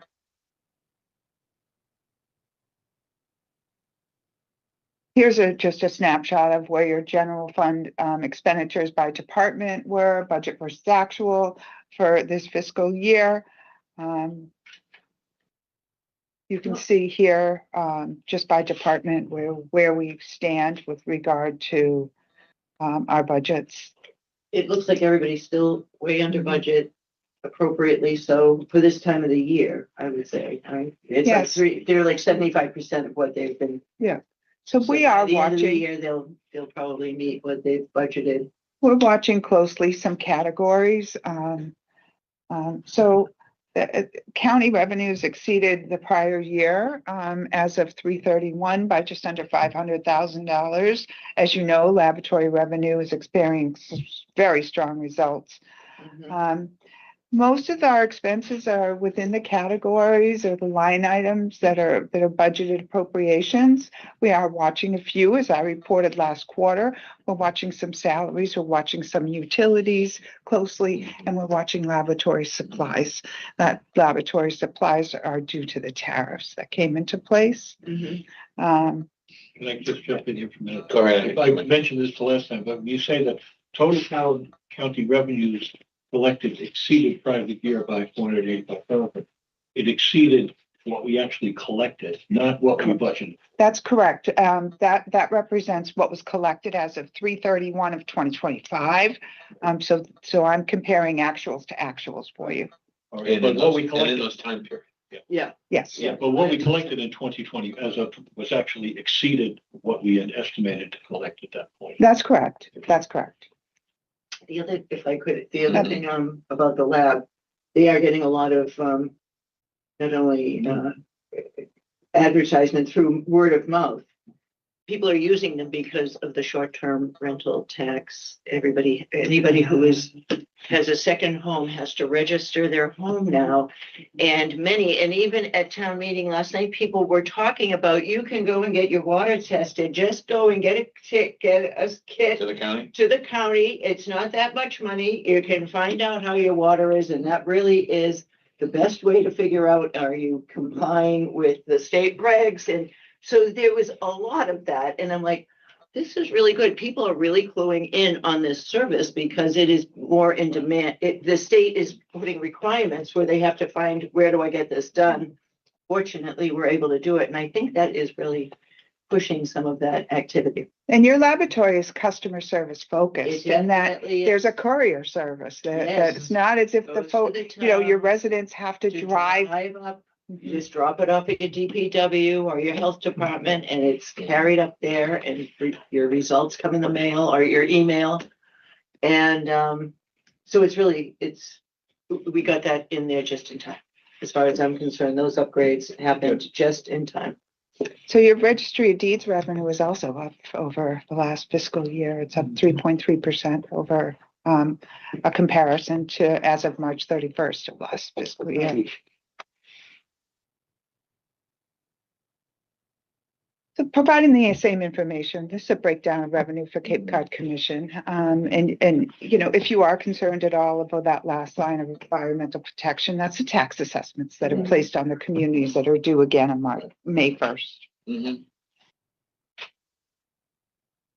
The expenditures provided the same categories for you: salaries, expense, and fringe benefits, and they are well within their appropriations.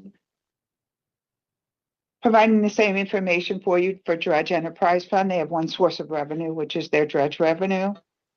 And then a breakdown of their salaries, expenses, fringe, and they do have debt service annual requirements that they meet. So this is providing a breakdown that for you. You will see your total expenditures year to date fall with both within the appropriations and under the revenue that has been collected thus far. Good. So I just wanted to provide you with some information about PFAS. So we talk about long-term liabilities. We probably don't focus too much on, what have we expended thus far? Yeah. Or what do we have for authorized appropriations for capital that we, either spent a portion of it or will be continuing to spend these funds. I expect in the future we'll be able to project all of these out to be able to provide a clearer picture of where the county's liabilities stand, but we're not there yet. So when we can provide you with reliable information that are still estimates, but it's, I think, more reliable than what I could tell you today, that we will move in that direction. So tell me about the total, the 14, is that what we've expended towards the? So let's go through these lines. I Let's go through think it. I'd that like would to be a know. great idea. So the land capping project is the project that went on at the former fire training facility. That was funded through Massachusetts Clearwater Trust, which is what MCWT stands for, at a 0% interest rate, which also included principal forgiveness. So your actual loan was less, which will be on your next screen, than what was expended. And then there was a county portion that was provided for that project as well. So PFAS, phase 1 cleanup, we've got ongoing expenditures for your operations and maintenance portion of that cleanup. We have expenditures that have occurred thus far, meaning in total, as well as what you have promised encumbered on purchase orders. And then it provides you with a total here. How has it been funded? Through the general fund and through stabilization funding. So when you saw this, the prior, one of the prior slides, $650,000 to be appropriated to PFAS operations and maintenance, that's the stabilization fund that's coming in here. There was the PFAS phase 2 cleanup that was held in previous fiscal years, and that was just over $500,000. That was funded through general fund. We have ARPA remediation for a portion of this project, and as you well, that was federally funded through ARPA. And then we've got ongoing capital projects. One was appropriated in 2024, one in 2025. This is for the planning phase and some of the remediation phase. Some of this is being funded through the Massachusetts Clean Water Trust at 0%, but I'll tell you the Mass Clean Water Trust is no longer funding PFAS projects at 0%. And so we've run into a couple of challenges with the trust and the definition of emergency projects. And so we're currently working closely with them to address any of those concerns. And then there's a settlement with Barnstable, the town of Barnstable, what has been incurred to date, what is currently encumbered in our system, and then how that was funded. And that was funded through the general fund. So that comes to your 14,000, nearly $500,000. 14 million. 14 million, yeah.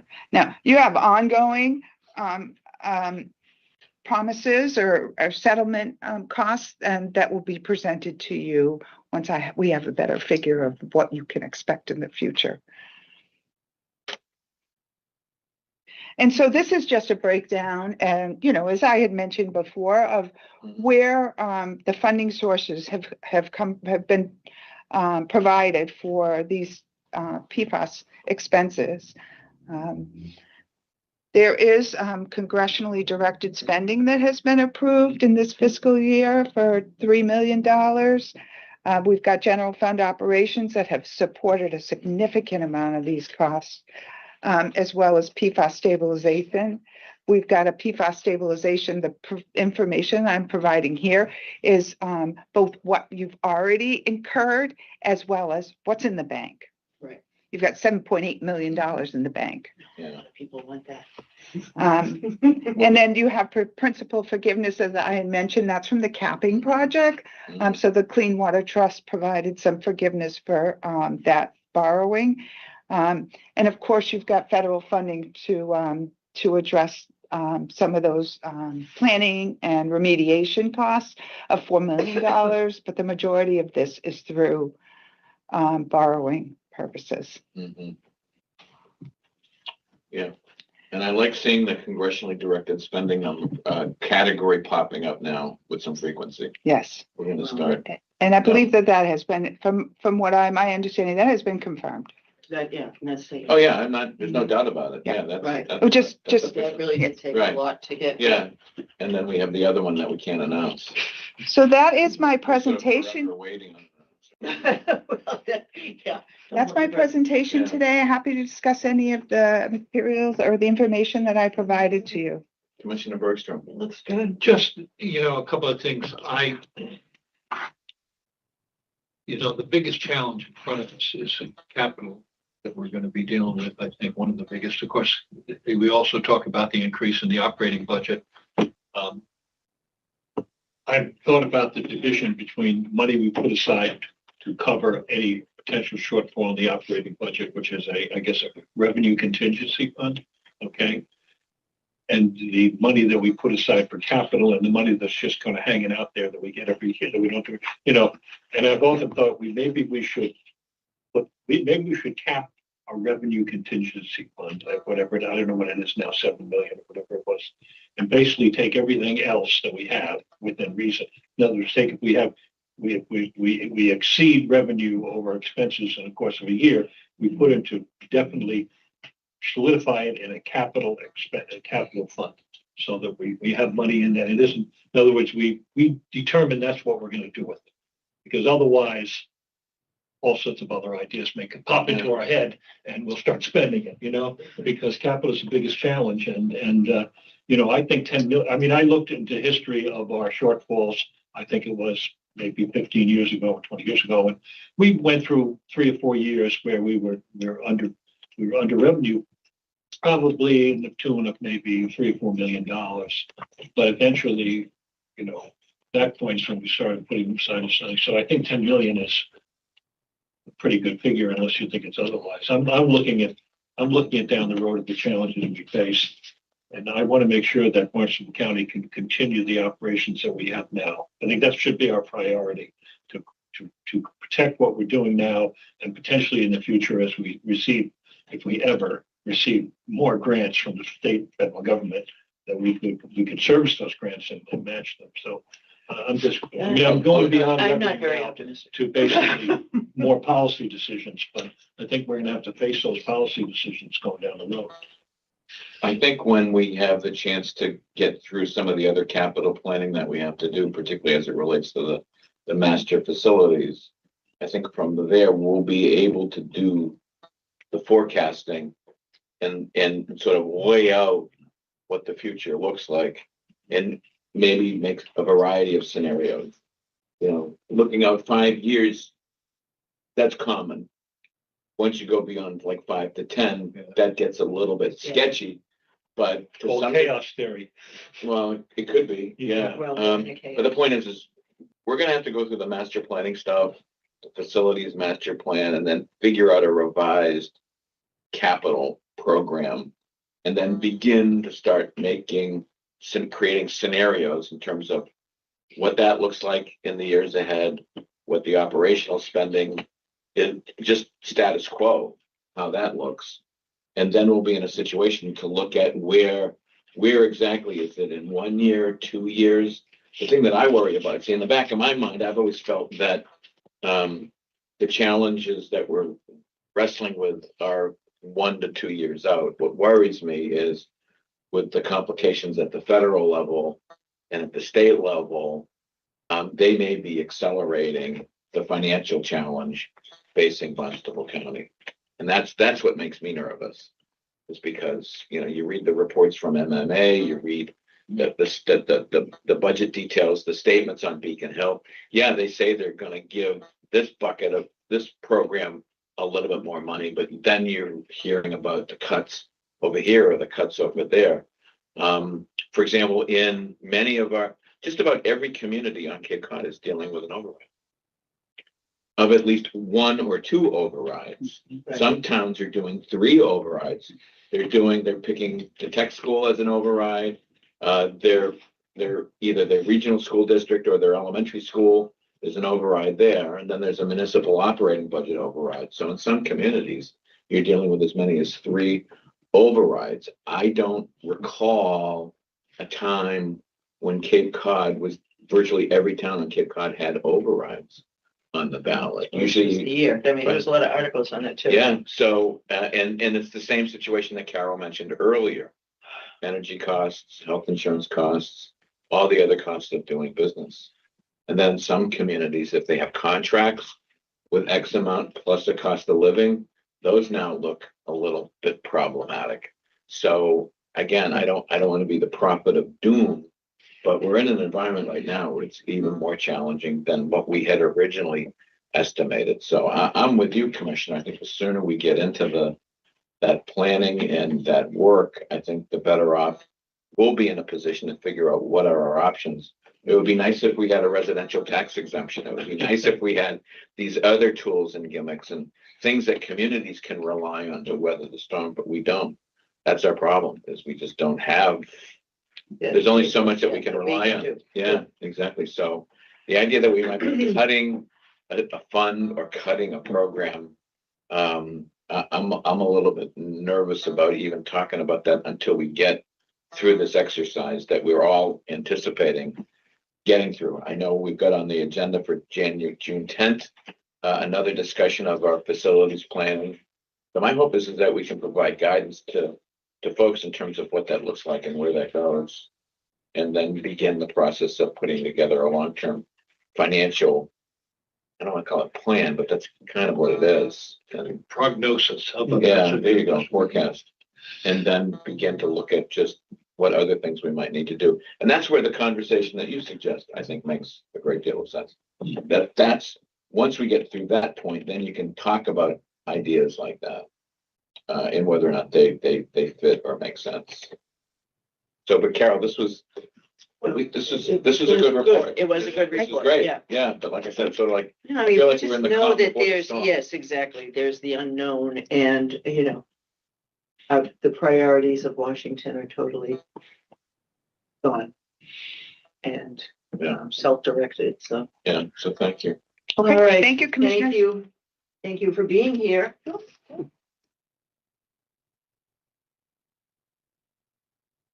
All right. Next item on the agenda going forward is new business. Do we have any other new business? Anything's come up since the time of the agenda that we need to talk about?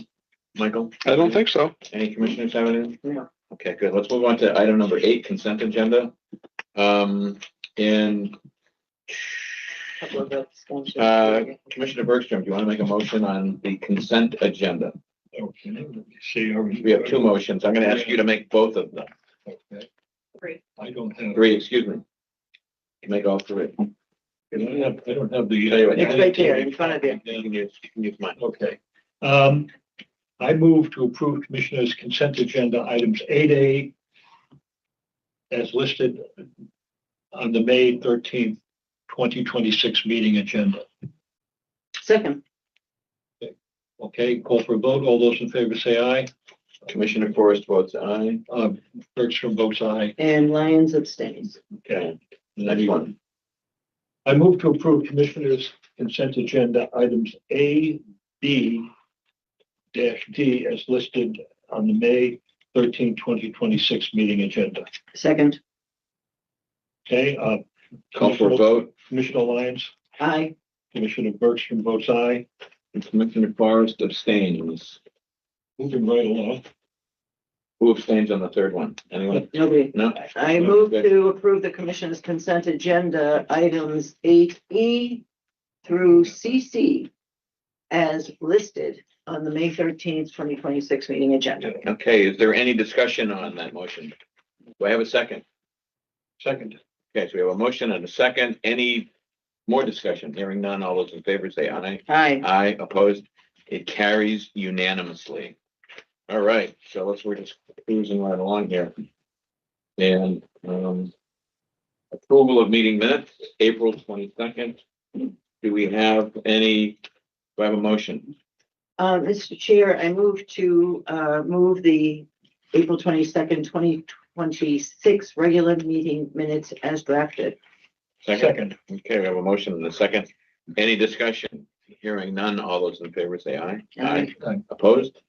Carries unanimously. Item number 10, Commissioner reports. Commissioner Bergstrom, any reports? No, I do not have anything to report right now. Commissioner Lyons, any reports? I don't. Okay, I have a couple of items real quick. One is the Cape and Islands municipal leaders met Oh, in yes. Provincetown. Right. And it was a very, very good meeting. Commissioner Lyons participated by I remote, assume, yeah. and Commissioner If I Bergstrom knew was everybody there. was gonna talk as, you know, like, socialize as long, I would have made it, but I thought it was gonna be late, so I. In any event, I thought it was a great meeting. It was Michael was good. there. Yeah. And there was a chance to connect with the Center for Coastal Studies. Yep. To go over some of their initiatives and how we might be able to collaborate. So I was pleased to see Just that go on the unfold. tour. You might want to bring up the letter that we. Yeah, that's my next item. Okay. I serve on the Cape and Islands Water Protection Fund Board. And the board took up last week an issue of the real concern, section 108 of the environmental bond bill, which basically puts a big string on funds that are made available through the bond bill, whether it's resiliency, clean water, a whole range of environmental programs. The contingency, the language is to make a priority compliance with the state's affordable housing initiatives. It provides bonus points for compliance. And the letter sort of outlines the language, how it's structured, how it's written, and where the potential problems are for us here on Cape Cod. So that letter was universally supported by the fund board, and we circulated a letter. If you haven't seen it, we'll make sure. Michael, you have a copy of that letter? I do. I can circulate. Michael can circulate that I if have you a need it. copy of it. Yeah. Yeah, and I was very pleased to see that. I think the language might have been something well-intentioned, but it strikes me as another version of the language involving the MBTA communities that was slipped into Yeah. an economic development bill that nobody knew about. Mhm. So, Yeah, I think you should understand that what it says is that if individual towns are seen as being more restrictive on some of the housing initiatives provided by the state, they would be disadvantaged in applying for funds. between what? Okay, so I was just discussing this on the way here. Yeah. And I think in the DEP, and I have to look this up, I want to get the commission in on this. There's a rule now around the sewering that it's not supposed to be done just to expand housing. And if you put sewering in, you cannot do any expansion until your recharge is Well, measured. Yeah, you're talking about the current requirement of no net increase in flow. No Right. no net That's- increase in that's- flow. So under the current scenario, yeah, if in your comprehensive wastewater management planning, yeah, you're looking at and utilizing those funds, you have to certify that there's no increase in flow. But So- it all depends on the recharge too. There's a measurement that has to be done. Yeah. Which I think is a good thing. Do you want to bring that up as a future agenda? I want to bring that up Yes, as a let's talk future about that. agenda item and explore this and get that word out. Well, There's something there. okay. So in terms of my report, those are the two items that I wanted to mention. Let's move on to the next item on the agenda, which is upcoming business. Let's take a look ahead at our next meeting, which is on the 27th. Robin's that's been gonna working, be Robin and Michael where- are talking to the Yeah, Yarmouth. getting Yarmouth. That town of Yarmouth. We have, That's select board. we have, our meeting set up, with the town of Yarmouth, in the town of Yarmouth, rather. Hopefully with, the Yarmouth Select Board, at least we'll have one member, I think. And also, the town manager. Conflict of interest right there, right? But that is set up for Wednesday, May 27th, and we have a pretty packed agenda right now. We're looking at the Yarmouth Chamber of Commerce report, local aid, analysis of local aid numbers, healthy aging, and the SHINE program will be in for a report. We also will have, if all goes well, we'll have a report from both IT and the Registry of Deeds regarding scams targeting senior citizens. Cape Cod Commission, an update on their regional open space plan and wastewater construction disruption assistance, which impacts Yarmouth in particular. And we'll look to authorize an execution of a letter to support a couple of House bills, but primarily House Bill 968, an act establishing a lithium-ion battery stewardship program, which we are recommending that the commissioners comment on. So that's coming up on the 27th, and we'll see what other items pop up between now and then. One item that I think might pop up is, I believe this came up at a select board meeting last night, and that is the county dredge program. I don't know if Ken is on. Ken, you know. No, I don't think so. This happens to be the one meeting he's not on, right? He's usually here all the time. God bless him. He's trying to finish up He's some probably got other work to do. time Or he's probably sensitive out on the projects. dredge Yeah. during one of the. There's no renewal Does free work, to you Chatham. Exactly. My understanding is that Ken has been working with the Natural Resources Department in Yarmouth on a pilot project or an experimental project using nourishment material to nourish either salt marsh or eelgrass area as a potential way to help restore this habitat. And if that indeed is the case, I think it might be a good idea to get Ken added to the agenda. We may want to knock off something else if it's getting too long, but I just want to make people aware that there have been discussions about how our dredge material could be used potentially. This is an area of science, some research and some study, but there's a perception that there may be a way to utilize the dredge material to revitalize some of these stressed areas. And there might be some value in getting at least an update there, since it seems to be happening there. I don't know if this type of work is being done anywhere else, maybe Mashpee, maybe Falmouth, but I think Yarmouth has now been identified as a prime site for an interesting project. So that I think this needs to be investigated to see if we should put that on the agenda, because I think the Yarmouth folks are interested. Good. Hearing them. We will do that. Okay, I got Yes, something here that I've been mulling over for quite a while as an upcoming business. as an upcoming business. The Commonwealth announced, I think it was the Healy administration had announced a program to provide $25,000 in no interest loans to on a means basis to people who are applying for a mortgage. Mhm. Now, if you've gone to town meetings, as I have, I know Sheila has, and gone to, these large housing projects have become increasingly divisive. You know, the idea, I mean, I understand this need for housing, but the idea of simply building ourselves out of this and allowing our policemen and firemen and so on to have housing is starting to become less popular, if you want to put it that way. So I thought, how can we provide assistance to people in our communities to buy existing houses? And this program from the state would provide a no interest $25,000 loan as part of a down payment, so that the bank issues the mortgage, they would know that they're issuing less money and so on. So I thought, well, why don't the county, and this is very preliminary, look into providing a similar program where we could provide a loan at either 0% interest would cost us. We currently get around a little over 3% at the bank. 3.2 or something.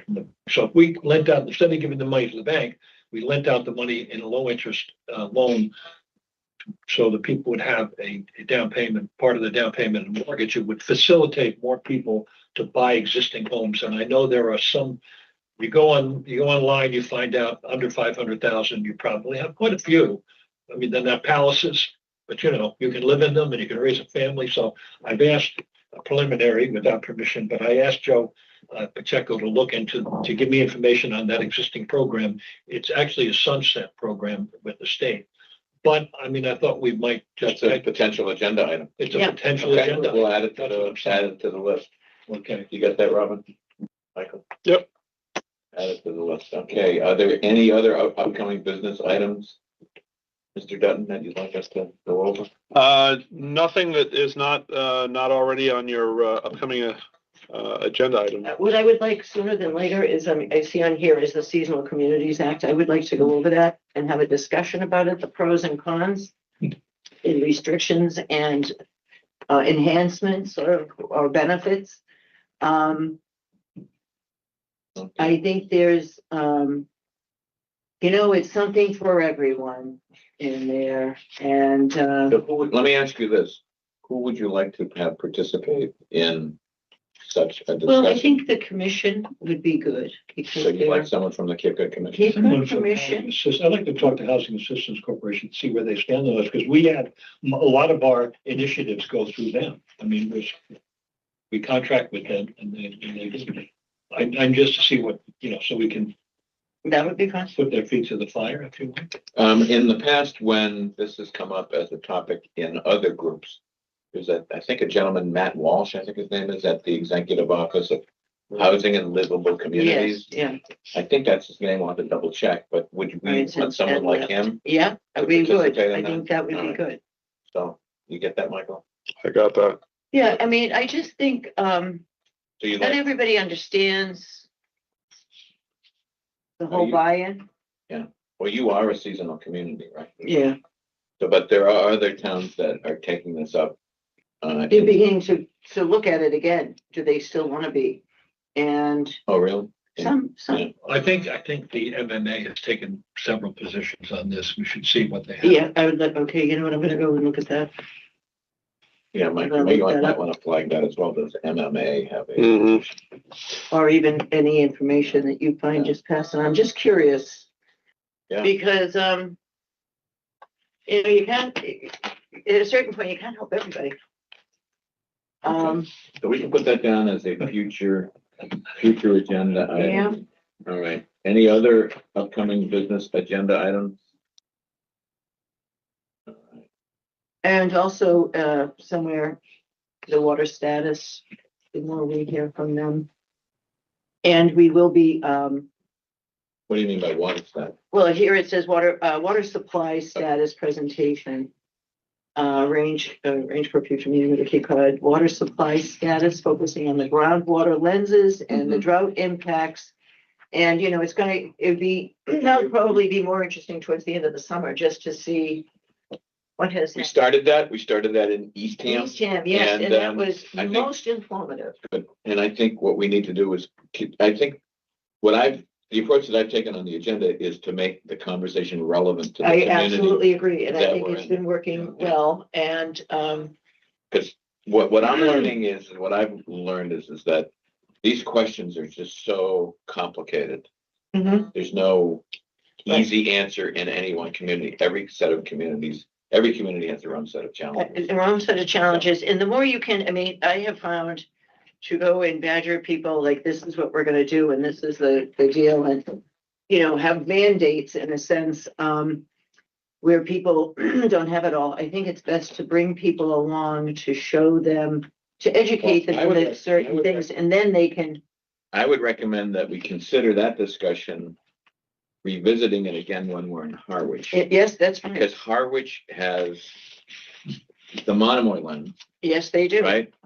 And they have a collaborative arrangement with all of the water officials, the water superintendents, Mhm. where they actually meet regularly. Right, Harwich, Brewster, Orleans, and Chatham. Chatham, And that may be absolutely. a venue. So I'll work with Michael on seeing if we can probably put that a would be version good. of that there. That'd be very good. Okay. So on the June 10th meeting, we have facilities master planning. That's when we're gonna kind of get into that whole situation. We have Chris Powicki. They've asked to meet with us Yeah. to talk about I'm PFAS glad that you're and bringing- some bigger picture discussions that we actually talked about years ago. And with all the unsettledness in the health department, it's probably now is a good time to revisit some of those ideas. And they certainly have some ideas of their own that we're interested in hearing about. And then June 24th, we're on the road. We're looking at a meeting in Bourne. I think that we'll have some updates available on the composting initiative out of Check Banks Cape Cod. I've also suggested to the administrator that we really need to keep the tick-borne disease issue on the front burner because it's dominating the press. Yeah. I picked up the Boston Globe a couple weeks ago. My best had a giant tick. on the Well, there front was, page. you know, there was on Facebook and I couldn't find it again. I wanted to capture it and send it to Jay because it was the person in Wellfleet saying, look what I just found in my yard. And it was, the Rocky Mountain, the one that's over in Martha's Vineyard, that's making everyone The Alpha Gal. hate me a million projects. Yeah. Yeah. Yeah, it's here and it's on the, I mean, it was found on the Outer Cape, that country anyway. Yep. So people have got to be really aware of what is Yep. happening. Sounds good. I continue to get good feedback on our meetings around the Cape. I Mhm. think people generally Good. like the fact that we're out there Yeah, no, I making think visits towns and appreciate it. people are enjoying that. So that's good. I'm also interested in any commentary that might not be positive. Absolutely, that's what we So- really want. So we're done on upcoming business, right? We can move on to number 12. County Administrator, Michael. Thank you. I have a few items for you this afternoon. Number one, we have a number of different sort of issues and scenarios converging this summer, including the closure of this building, as well as summer traffic and so on. So I was going to ask the board if it would be willing to, obviously you have your second meeting of the month remotely. We'll be in, I forgot where we're going to be. In June, we'll be in Bourne, then in July, we'll be in Harwich, so on. So I was going to ask the board if you'd entertain doing remote meetings for your first meeting of the month. I think that'll take the pressure off of you just trying to get here in summer traffic, which is normal year after year. But it'll also, we won't have a building, this space to be meeting in. So it's either So at least for July. July and August. I would propose June, July. fine. June will be fine. June we will be July fine. and August will be, our first meeting of the month will be remote then. Is that where, that's that? If you can, yep, if That's that's, fine. the Any board is willing to do that. No objection. When's the first Wednesday in July? The meeting dates that we're looking at are July 8th. Okay, that's fine, as long as it stays away from July holidays. Yeah. Well, yeah. Mhm. And then August. What's the August date? Probably. It's either the 5th or the It'll be the 12th and the 26th. Okay, So the 12th. So the 8th and the 12th of August. I think that's fine. You okay with that? Yeah, I think it makes sense. Yeah. Number one, I mean, it's just adding more cars on the road. Where are all of you gonna be? Home? Probably. Yeah? Why not? Well, I think, we'll be scattered about. You Right. know, some of us I'll probably work at least a portion of my week in the basement of Deeds Building, possibly at Mass Tech, spend a day there. So it'll be good. Actually, I'm almost looking forward to it. I have to say that I have personally received, and I know maybe my colleagues have received some dissatisfaction, let's say, with some of the spaces that have been assigned to other county officials and you know, they blame us saying, because we were the ones theoretically who assigned it, so. I didn't assign anybody any space. I didn't either. I mean, I think they had I to find their own, not didn't they? guilty. They had to Yeah. figure it out, didn't they? I mean, No, All the recommendations of the court. yeah, the court. oh, yeah, no, the did courts, you know, we assisted the courts in finding space out, you know, we're the landlord. Yeah. So if we do have a responsibility under our lease, if we're going to remove the courts from this building for a period of time, then we are technically responsible for finding And some of it's alternative. gonna happen in Orleans, I guess, and from what I read for those cases, and some of it's gonna be over at So they'll- the Pat Flynn. The and- bottom line is it's temporary and you just have to. It- Absolutely. Right. Absolutely. And we do, I've said it before, we're telling people a year.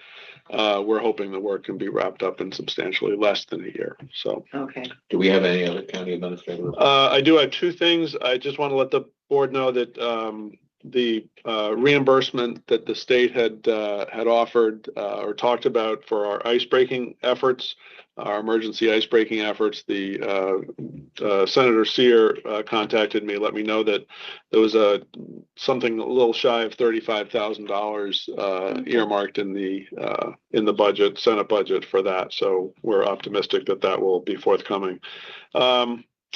And finally, I just wanted to mention, keep you up to speed on the after action reports that we have been doing. We've had several after action briefings or meetings with people involved in hurricane